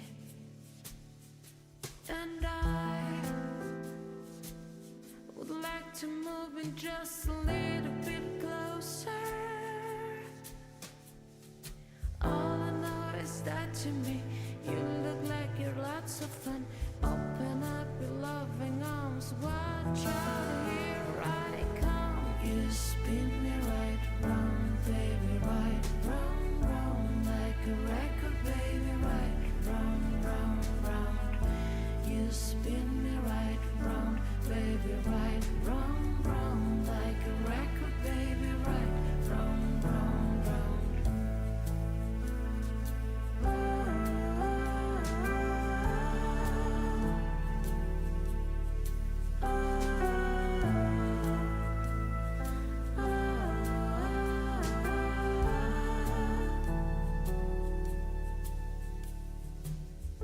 All I know is that to me you look like you're lots of fun. Open up your loving arms. Watch out, here I come. You spin me right round, baby, right round, round, like a record, baby, right round, round, round. You spin me right round, baby, right round, round, like a record, baby, right round, round, round.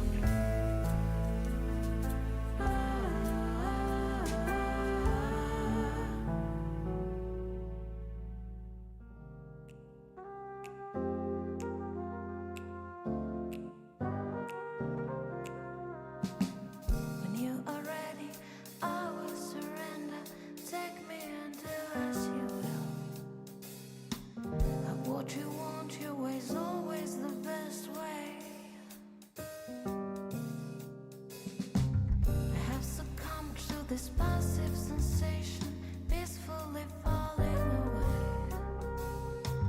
I am the zombie you wish will command me. Laugh as I fall to my knees.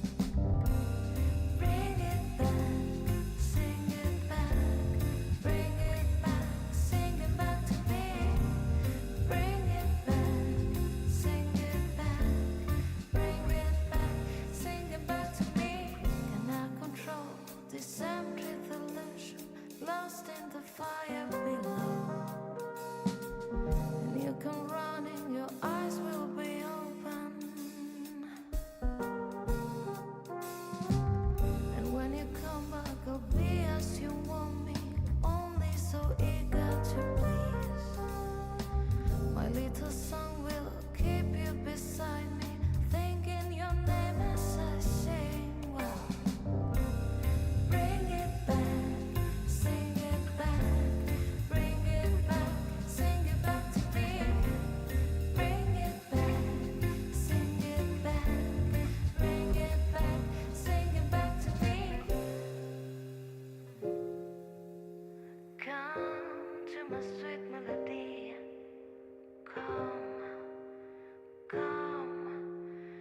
Come to my sweet melody. Now you can help it if you have been tempted by fruit hanging ripe on the tree. And I feel useless, don't care what the truth is. You will be, here comes the day. Truth, do you hear me? Don't try to come near me. So tired, I sleep through the lie. If you desire to lie here beside me, come to my sweet melody. Whoa. Bring it back, sing it back. Bring it back, sing it back to me. Bring it back, sing it back. Bring it back, sing it back to me.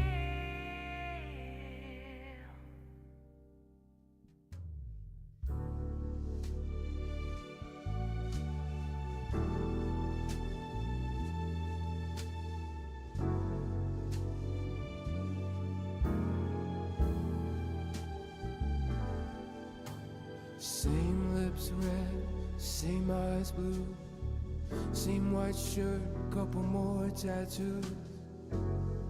But it's not you and it's not me. Tastes so sweet, looks so real. Sounds like something that I used to feel. But I can't touch what I see. We're not who we used to be. We're not who we used to be. We're just two ghosts standing in the place of you and me. Just trying to remember how it feels to have a heartbeat.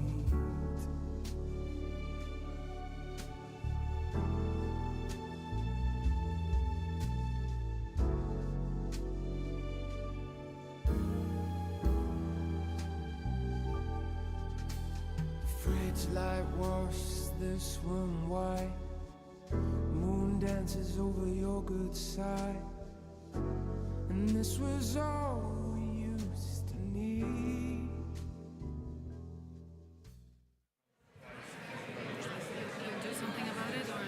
Sorry? As I was just telling. Yeah. Okay. Yeah, I know about it. Yeah, so. Okay. Thank you. Let's get seated.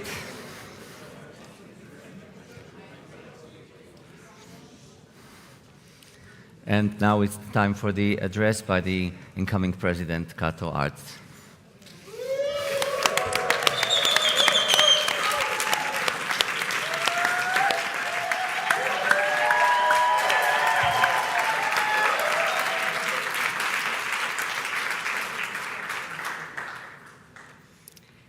Dear friends, it is with honor and gratitude that I stand before you today as the incoming president of this beautiful association. My journey with AIJA began several years ago at the May half-year conference in Chicago in 2016, where I was, like many of us when we joined AIJA, immediately impressed by the professionalism of the social and of the academic and the social program, of course, and the amazing networking opportunities AIJA provides. So this is me in Chicago.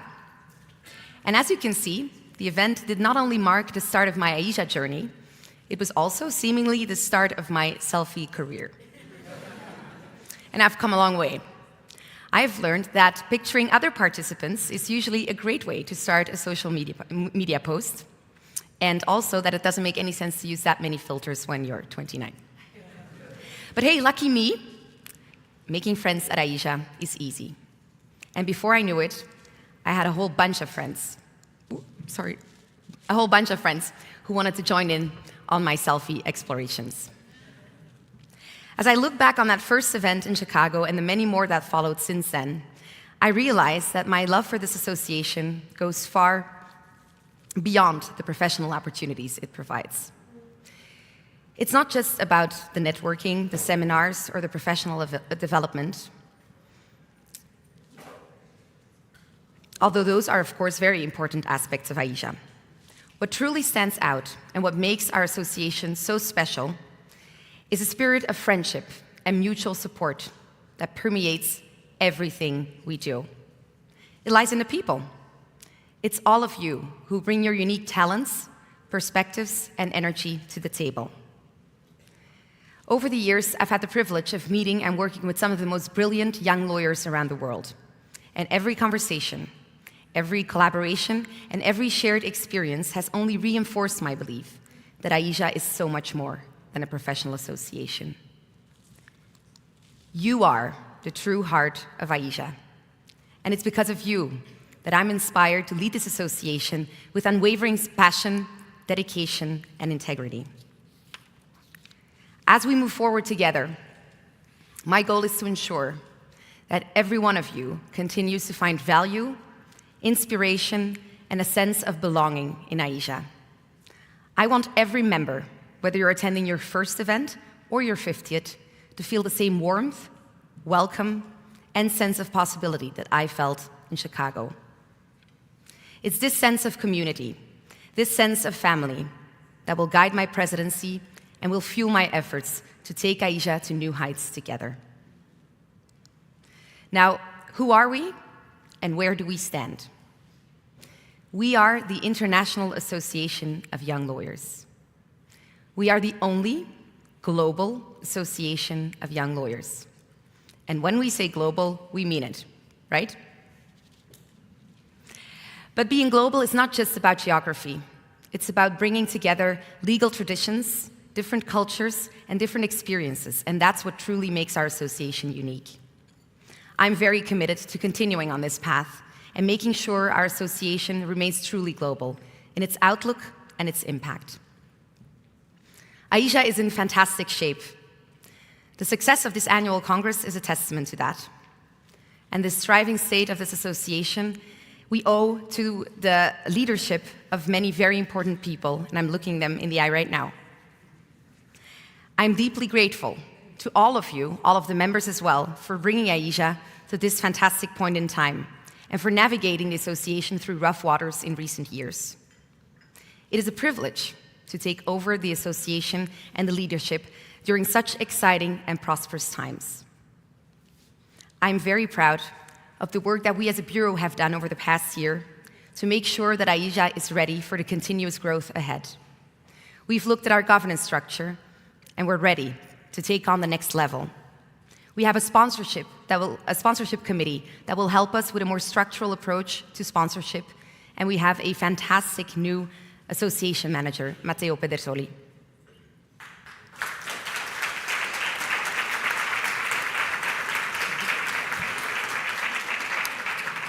Matteo will help us guide the talented team we have in Brussels.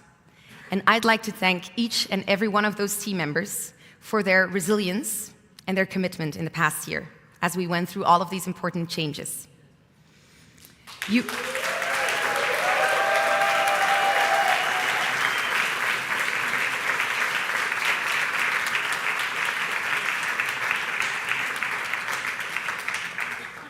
Matteo, Arnella, Oreste, Sophie, Chloe, Miri, Nat, Carla, and Christina.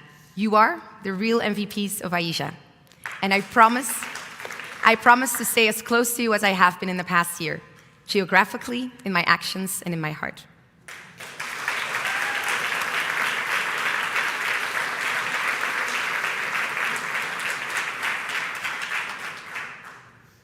What I'd like to bring to the table in the next year is a focus on the other part of our name, young lawyers. The heartbeat of our association and the very purpose of our existence. Young lawyers represent the future of the legal profession, and it is essential that AIJA remains a place where they can grow, connect, and thrive. So the first promise is to empower young lawyers.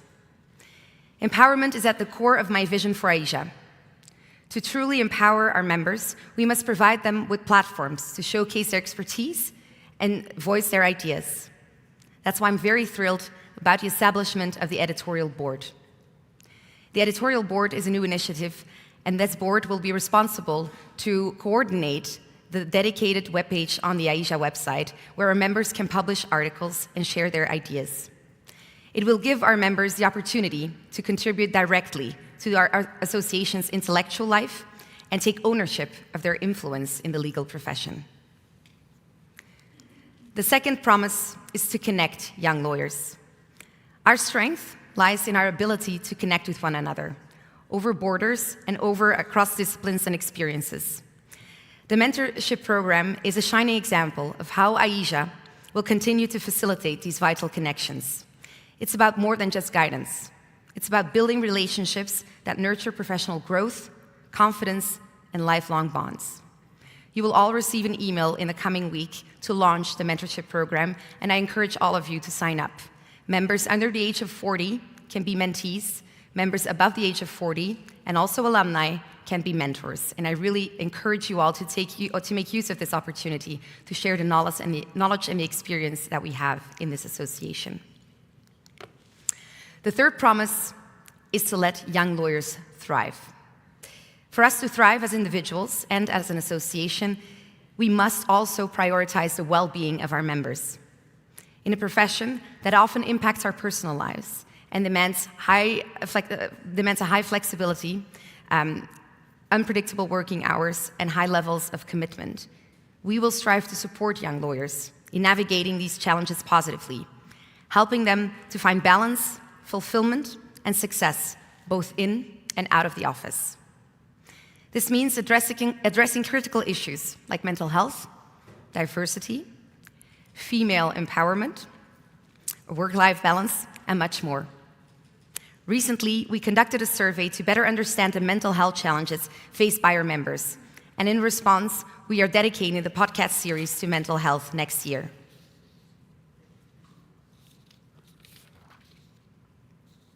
But thriving is also about creating an environment where diversity is celebrated, where all voices are heard, and where everyone in our profession is empowered to lead without barriers. Now, for my next slide, I wanted to show a picture of the next bureau, like-minded, determined, ready for the challenge. But our dear Deputy Secretary General has pointed out to me that the results of the election are still unknown. So I hope you will appreciate the suspense of my next picture.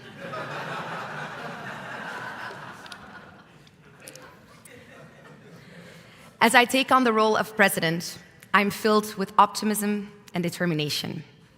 I'm ready. I'm ready to work alongside each of you to continue the legacy of excellence that has defined AIJA for so many years. This association will have my undivided attention and all of the members my undying love. I don't think that success is defined by how far you can go or how many boxes you tick. I think that success is defined by being someone whom others can depend on. And that's what I aspire to be, because it's exactly what all of you have been for me. I love the idea that my AIJA journey once started in Chicago, and that today we can officially start our countdown to our next annual Congress in Washington, D.C. It kind of makes me want to end with a quote of a United States female president, but since we don't have any yet, I will use a quote that has been very important for me. throughout my life, and it's a quote of a former First Lady. The future belongs to those who believe in the beauty of their dreams. So let us dream big and let us work hard. And let's move forward together with the confidence that comes from knowing that we are all part of something truly special. I'll see you in Washington, D.C., and many times before then.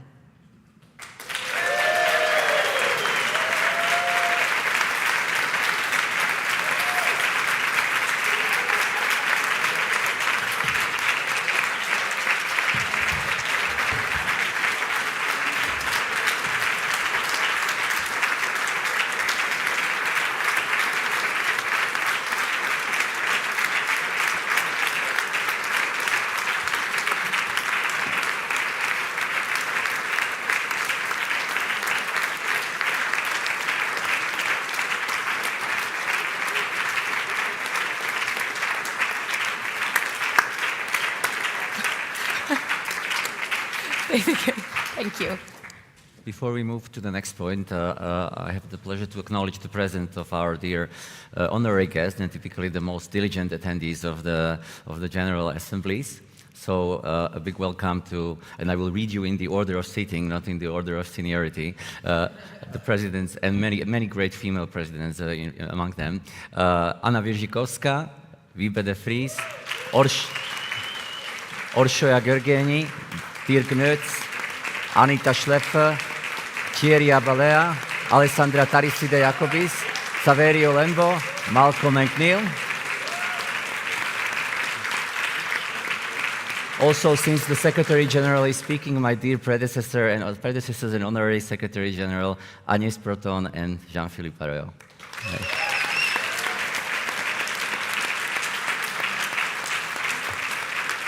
And of course, a big crowd of honorary members, but unfortunately we can't do the whole list now.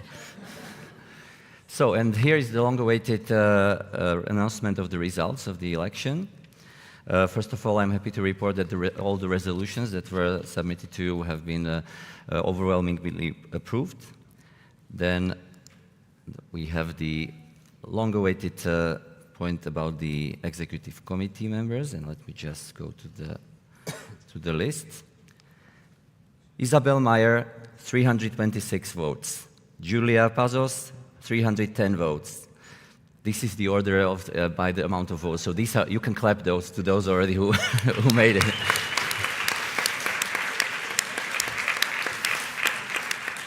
Beatriz Sanchez Arguez, okay, 305.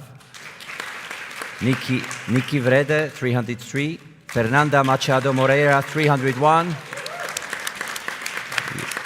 Julie Kolce-Warnecke, 299. Monika Krzyżankova, 293. Natalia Popovic-Maximovic, 291. Elena Pintea Pushkin, 288. Rachel Tao, 288. Michael Eitler, 287. Natalie Sabrina Weiss, 274. Mark Shamaun, 273. Julio Javier Copotores, 263. Neha Saraswat, 257. Marco Rostetter, 255. I already received 2 resignations, so I have 2 more. Adam Salking, 250, and Archita Mohapatra, 241.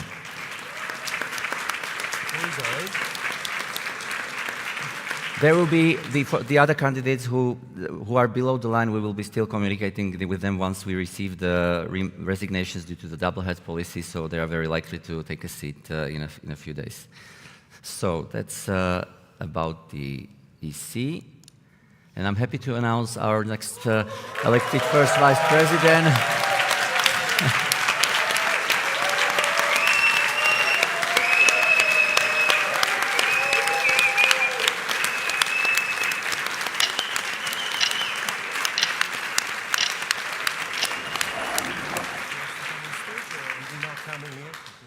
And my successor, Dino Serafini.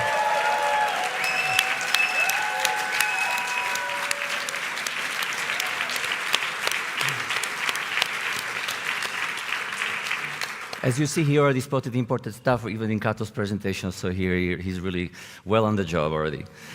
So here is the recapitulation of the new positions in the Bureau. So President Cato Arts, First Vice President Arthur Stussy, immediate past President Eduardo de la Peña Bernal, Treasurer Caroline Barb, Secretary General Dino Serafini, and the new joiner of the Bureau, Deputy Treasurer Stefan Müller.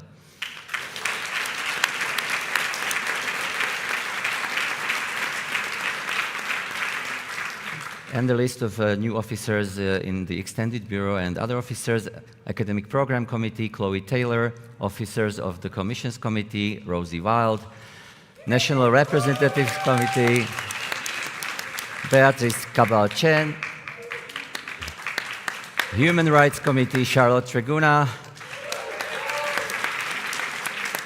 Sustainability Board, Carlos Del Razo and Jérôme de Koenig; Bar Relations Coordinator, Sinisha Cholevich; the newly established Sponsorship Committee co-chairs Nick Rutter, Sandra Wong, and Timothée Giard.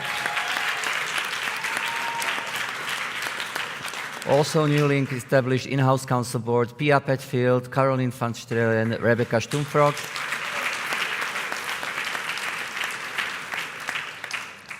Skill board, also the existing offices of the previous skill commission plus new joiners, so Aline von Düring, Zoja Gurova, Katarzyna Randzio-Sajkowska, Jose Luis Vega Garrido, Gabriela Vasquez. AIJA Women Network, Margherita Stucchi. Editorial board, Tom van Amsterdam, Paolo Nasser, Cristina Hernandez Martins Perez.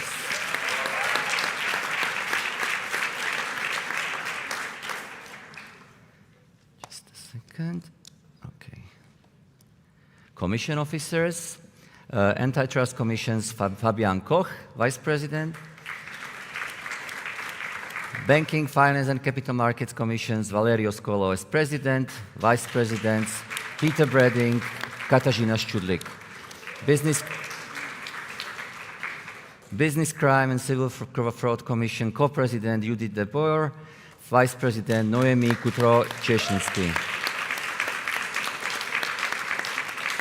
Environmental and Energy Law Commission co-presidents Eduardo Patricio Bonis, Bulan Zucchi, Vice President Renzo Roberti, Tobias Woltering.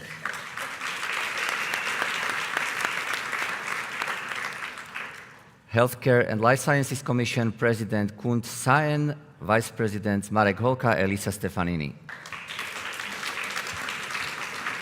Insolvency Commission co-presidents Stefani Uneser and Armando Perna, Vice Presidents Geraldo Fonseca and Philip Sylvester.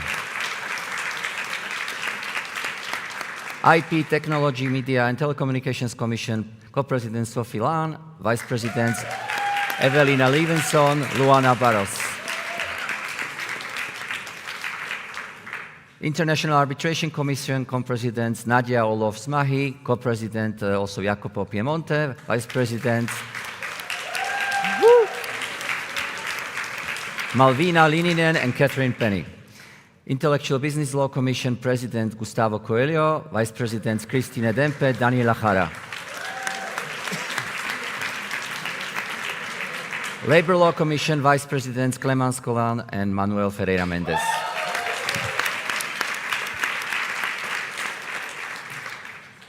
Litigation Commission Co-President Laura Mans, Vice President Michelle Lindholm and Juan Mendoza.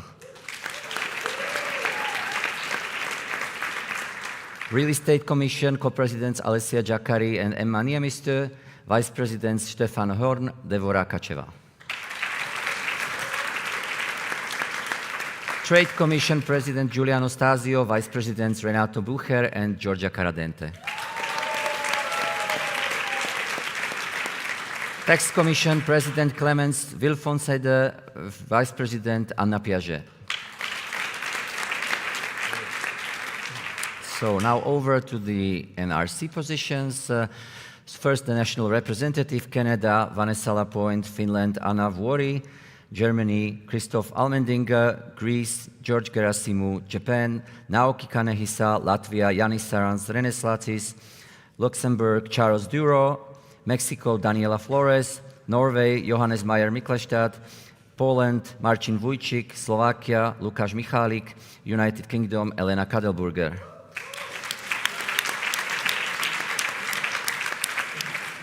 Also, local representatives, Dominican Republic, Polibio Valenzuela, Israel, Hannah Odech, Uruguay, Mariana Pison, Artaguev, sorry for that. Regional representative, Germany, Raphael Fach, and regional coordinator for whole Asia-Pacific region, Stephen Zhu of China.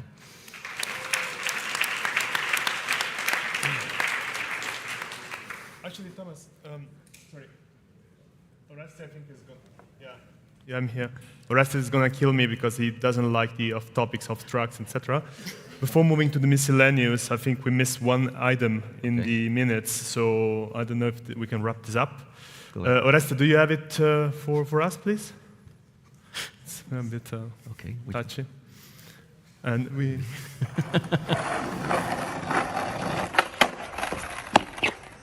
Hey Moritz, second base skater in AIJA. It's been fucking awesome having you serve as president.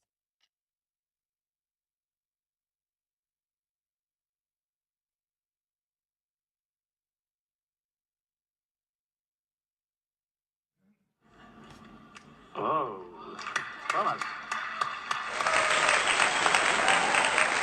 Oh, hi. You just caught me correcting an error on the Wikipedia page of greatest Secretary Generals of all time, because it currently contains persons like Kofi Annan, Antonio Guterres, Ban Ki-moon, but where is Thomas Rebar?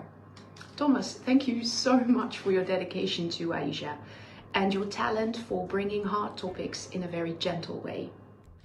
I'd say Thomas is the Indiana Jones of our association, either from 2 weeks before the annual Congress or up to 2 weeks after an annual Congress. You would see in any WhatsApp group pictures appearing of Thomas still backpacking to places where mankind hasn't been gone in 200 years. Thank you so much for everything you taught me since I've been in the NRC. And thank you even more so for having OCD just as I do and helping me triple check every name in every slide in every Congress. Among all positions you held at AIJA, where you did very well, my very favorite one, you know it, are your GPS skills on the slopes. Thomas, you've been an amazing Secretary General. You love the association, you take things very seriously, especially the bylaws, but you were always open to a pragmatic solution. Thank you for everything you've done for AIJA, but above all, thank you for the friendship. Hi Thomas, thanks for all your hard work with the association. I'll always remember you as the guy who gave teasers as what was to come at the conferences with all your extended vacations you took in connection to the conferences. Enjoy your retirement in Sardinia. We'll surely miss you. Ciao Thomas from Sardinia. I'm here and I'm scouting new houses for you here. If you need help, I'm here to scout all the houses in Sardinia for you and your family. Baci. Dear Tomasz, very sad to see you leave. Your great sense of humor, your dedication to the association, and in particular to the Healthcare and Life Sciences Commission will be missed. I will always remember how you introduced me to some really good Slovak schnapps, Borovička, during our train ride to the dinner place in Bratislava. That was great fun. Thomas, we became such great friends. Since the membership forum with Michaela, where we clicked so great, I've enjoyed every second we spent together, laughing so hard on many topics that I cannot say. You know what I mean. Thomas, thanks a lot for all those years of working together in the extended bureau when you were part of NRC and bureau, and thanks a lot for agreeing to become the first bar relations coordinator, which many AIJA members still think it's someone at AIJA coordinating the bar and drinks. But thanks a lot for all your efforts and explaining that it is a serious function.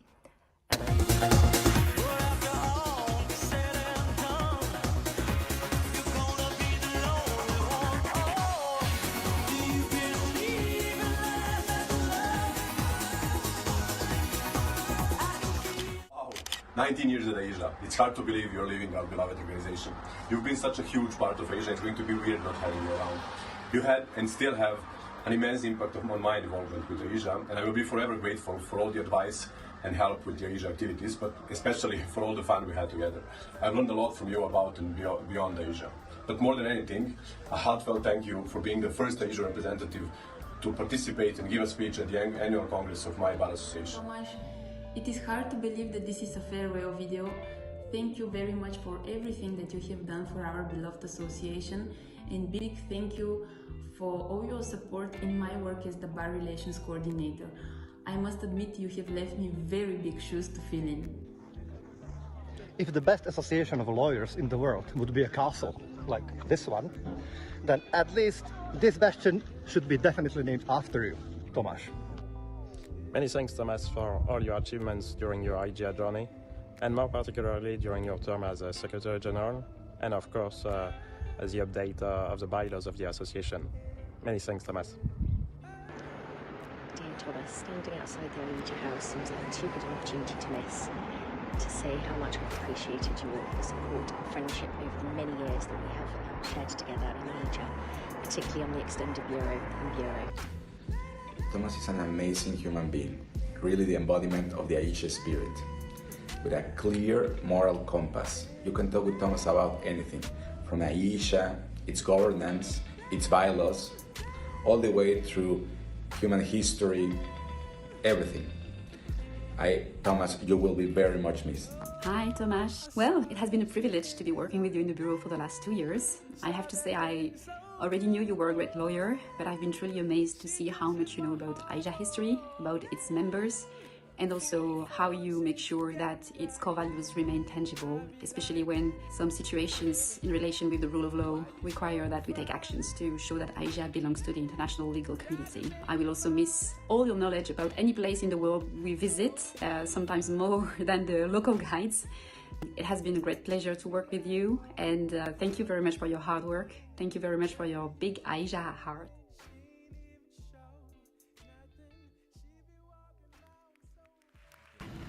Well, that sounds like an awful lot of very nice words, but is it all true what you are hearing? Thomas and AIJA, is it really a love story? My name is Tomasz Ibar, I'm the Secretary General.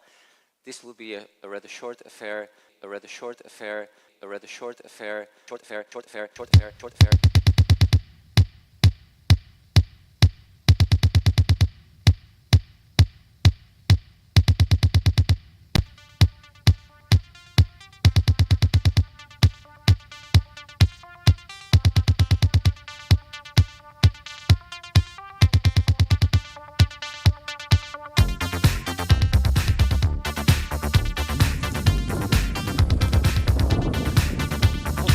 Stop.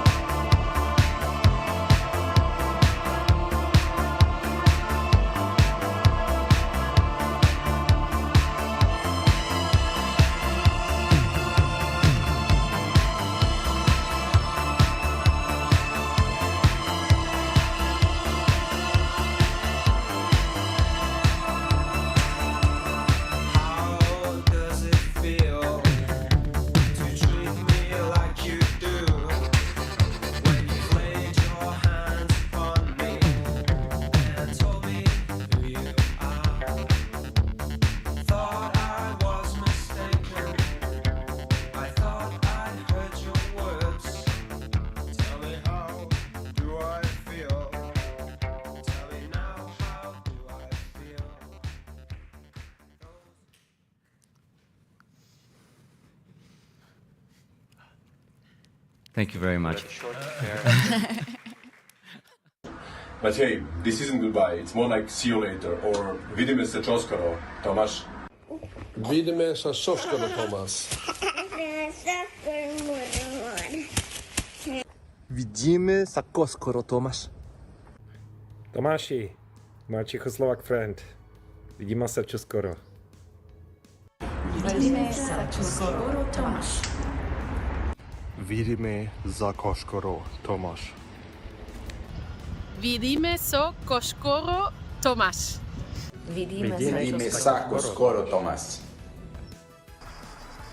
Vidíme sa koskoro, Tomáš. Sorry, I have to start with that one because I'm missing out Thomas now, who is usually the one who has to hold the piece of paper where, well, the text is. So, Thomas, I will definitely miss you, not only for that reason. Thomas, I will miss you, my friend. AIJA, it's much better with you. Vidíme sa koskoro, Thomas. Vidíme sa čoskoro, Tomáš. Vidíme sa čoskoro, Tomáš. Vidíme sa čoskoro, Tomáš. Vidíme sa koskoro, Tomáš. Vidíme sa koskoro, Tomáš. Vidíme sa čoskoro, Tomáš. Alright, so here is the farewell video for Thomas Riba, our dear Secretary General. Thomas, you are the best. And now comes the farewell. Vidíme sa koskoro, Thomas.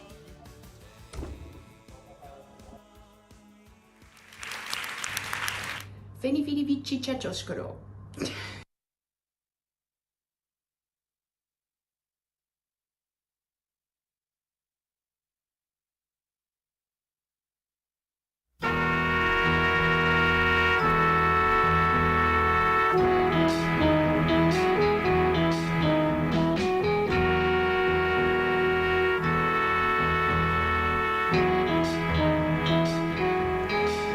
Just too good to be true. Can't take my eyes off. Go Thomas! Thank you. Thank you. Thank you. Thank you. Thank you. Thank you for the video.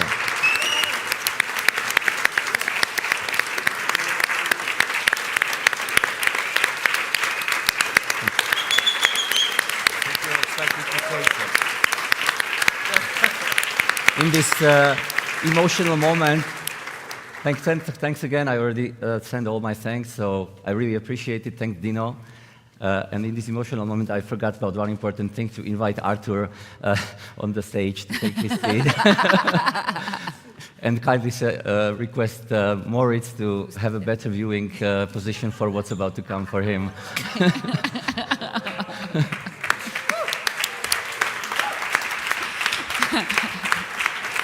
You're going to be fine, Moritz. You're going to be fine. No, I will need to stay. Okay.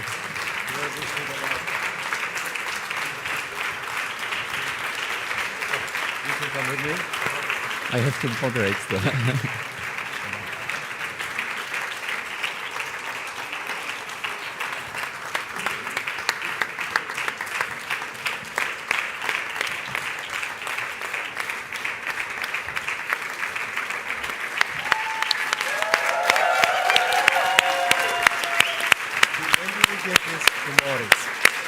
I don't know.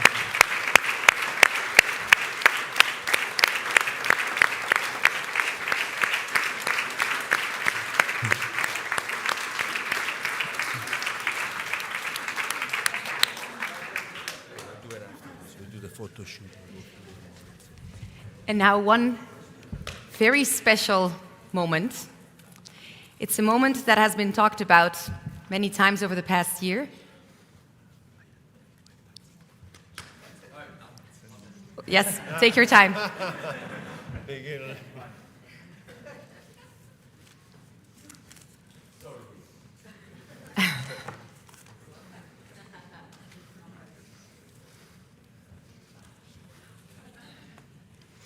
So the moment that has been spoken about many times in the past year, I don't know if it was due to stress or excitement, but Moritz often told me, "You're gonna make my video." And I just received a very thank you note. It says, "Love you." So thanks for that. The video for Moritz, please.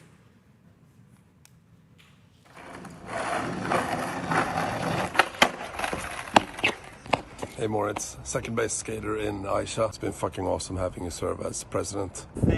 Well, dear Moritz, you're fucking amazing! 3 things to describe Moritz. Working, running, partying. Thank you, Moritz. You've been fucking amazing. What you did for the M&A Commission and AIJA is really unbelievable. Moritz dear, you know that we love the M&A strong, vertical runner, punk, skater, kick-ass lawyer in you as much as we love the sweet, Swiss, milk chocolate bunny hottie that you are. 10 years of friendship, 3 years of AIJA presidency, absolutely amazing. Thank you, Moritz. Moritz is first an M&A lawyer, second a Basler living in Zurich, and third a skater. Moritz in 3 points: AIJA, M&A, Swiss. 3 is definitely not enough, Moritz. A Swiss M&A rockstar. Moritz, you will be fucking missed. And Moritz, du redest schönste Baseldeutsch. Skateboard. M&A super soft and Havaianas. 3 things about Moritz. 1. He needs Wi-Fi. If he has Wi-Fi, he's super fine everywhere. In the mountains, in trains, in boats. He has work everywhere, but he needs Wi-Fi. So make sure he gets very good Wi-Fi connection everywhere. 2nd, good drinks. And 3rd, good company. If he has all the 3 things together, he's the best AIJA friend. Danke, Moritz. We believe it is what it is. Mr. Moritz Mauer in 3 words. Presidential, Moritz, a friend. Moritz, it's finally time we tell the AIJA world the story of how you teach me on our date. So we were supposed to go to the Oktoberfest. I did my hair, my makeup, I squeezed myself in the dingle, I booked a babysitter, and I was ready to go. That is when Moritz cancelled. So I did end up drinking a lot of beer, but on my couch, in my living room, with the babysitter. That is the sad story, how I never became Donna of Harvey Specter. Moritz, you are a very good friend, an awesome lawyer, and an okay mountain runner. 3 things you don't know about Moritz. First, he's the master of the riddles. 2, he's the greatest partner you could have in a karaoke bar.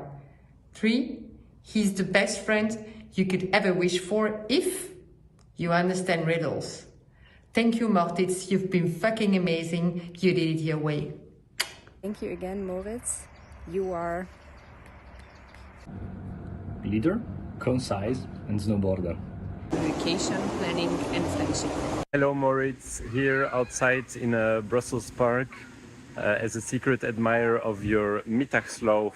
Thank you very much for your activism in AIJA, from a hybrid congress in Zurich through the true revival post-COVID times where AIJA lived and was sold out as never before. I'd like to share 3 points about Moritz. In meetings, Moritz allocates speaking time to the second. Everything he says is to the point. He was and is a great leader for our organization. Thank you, Moritz. You've been fucking amazing. Oh, thumbs up. Direct approach, clear goal, and punctual execution. Thank you, Moritz. Thank you very much, Moritz. You've been fucking amazing. Well, what can I say? I love AIJA, I love the winter seminar, I love the M&A Commission, I love the winter seminar. This was my congress. Thank you, AIJA, and thank you, Philipp Heimann, for always reminding me to smile more. I love you, my friend. Thanks. Thanks for being on time, Moritz, because I need to tell you, You've been a fucking amazing president. My dear friend, what is there to say about you as a person and a president? You did it fucking your way. Moritz, thank you so much for being a gym buddy and a nightclub buddy. I've never known somebody who can be out until 4 in the morning, go for a gym session straight after, and look absolutely perfect for the day in Congress. 3 words about Moritz? It is what it is. Shoot, that's 5 words. M&A, strong. Don't even need 3 words.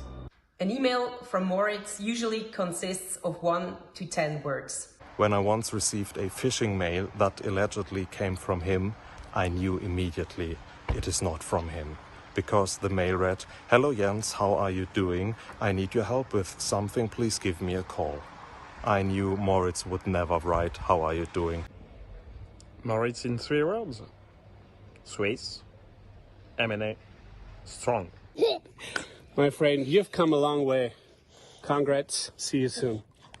Emoji lover, gin tonic lover, and I never expected myself saying that M&A strong.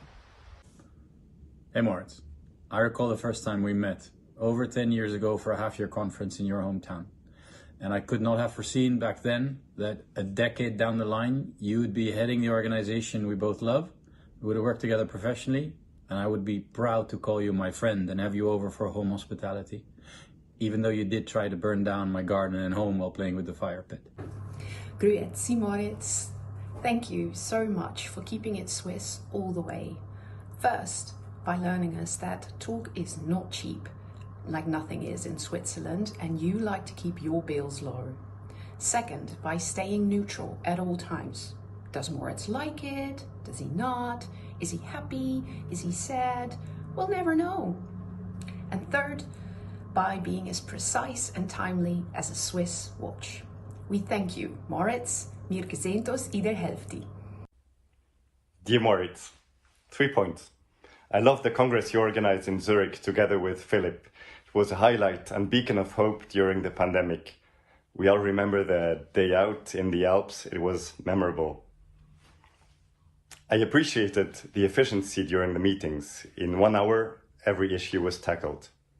And third, you are such a good ambassador of Switzerland. You are concise, tireless, and absolutely pragmatic.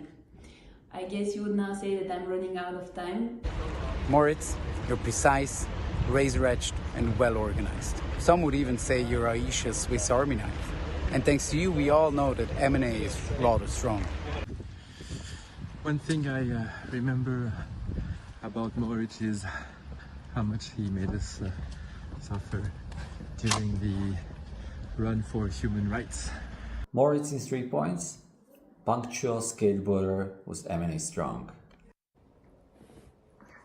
Thank you for asking me in Warsaw after 10 beers to organize a congress together.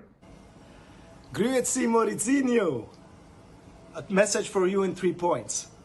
First of all, jealousy. I am jealous of your hair, and I am jealous of the fact that you were the president who did the Congress in Rio. Second thing, gratitude. Gratitude because of your Congress. Thanks to your Congress, we will now have a president from Brazil, finally, Arturinho. And then, third message to you, congratulations. Congratulations because you were one of the very, very, very best presidents Switzerland had. Not the best one, you see where I'm coming from, but you were excellent. So, Mauricinho, welcome to Jurassic Park. Abraços and beijinhos. Well-oiled war machine. 3 things I learned from Moritz at the Bureau. He hates when a meeting takes too long, he hates WhatsApp, and loves to say fuck. Thank you, Moritz. You've been fucking Amazing. On his bags are packed, he's ready to go. He's gonna walk right through that door. We hate to face the truth and say goodbye. But time goes fast, he's past 45.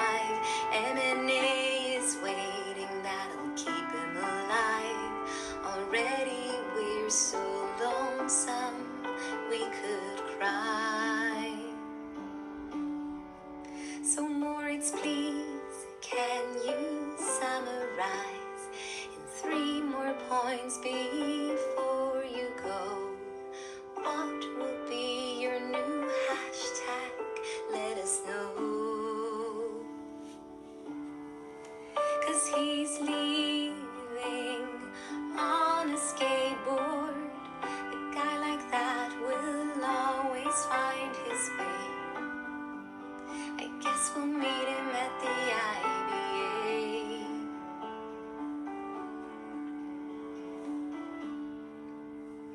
So many times he looked at the clock. There's so many times he said that time was up. Now we're all sad because for once it's actually true. Every lengthy speech will think of you. Every call that runs late will think of you. We'll hear you whisper, guys, it is what it is. So we're counting down 3 points in mind.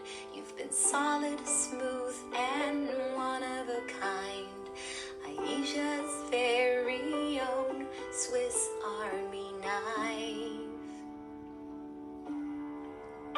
He's leaving on a skateboard. Go seal some deals and enjoy a hike uphill. There's no denying you were born to build.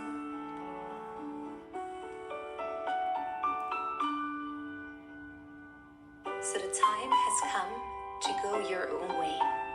You'll be missed so much more than words can say. Who will send us 2-worded emails now anyway?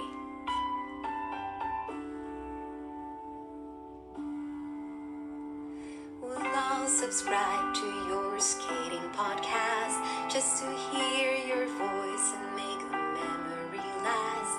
Either that or running very long and incredibly fast.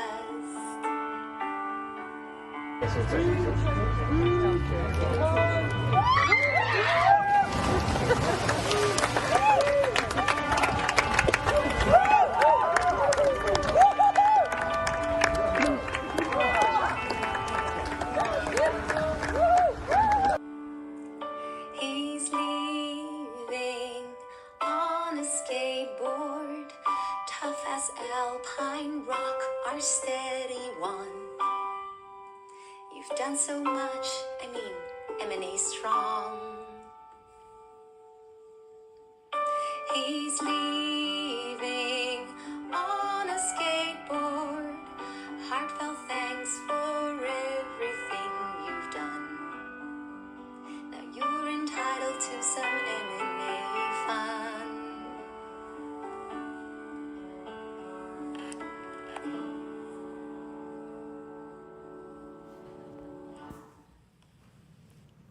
My name is Moritz Maurer. I'm 45 years old. I'm from Zurich, Switzerland. I'm a skateboarder. I'm an M&A lawyer, and I'm honored to have served as your 61st president. Thank you.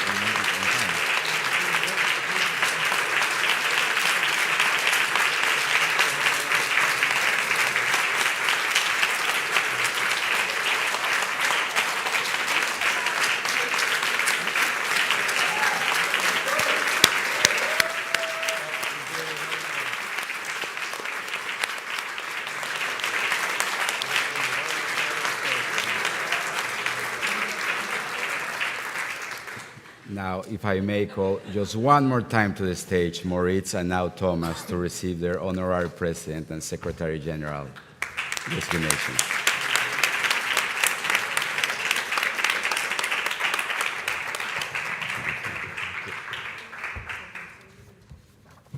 Thank you.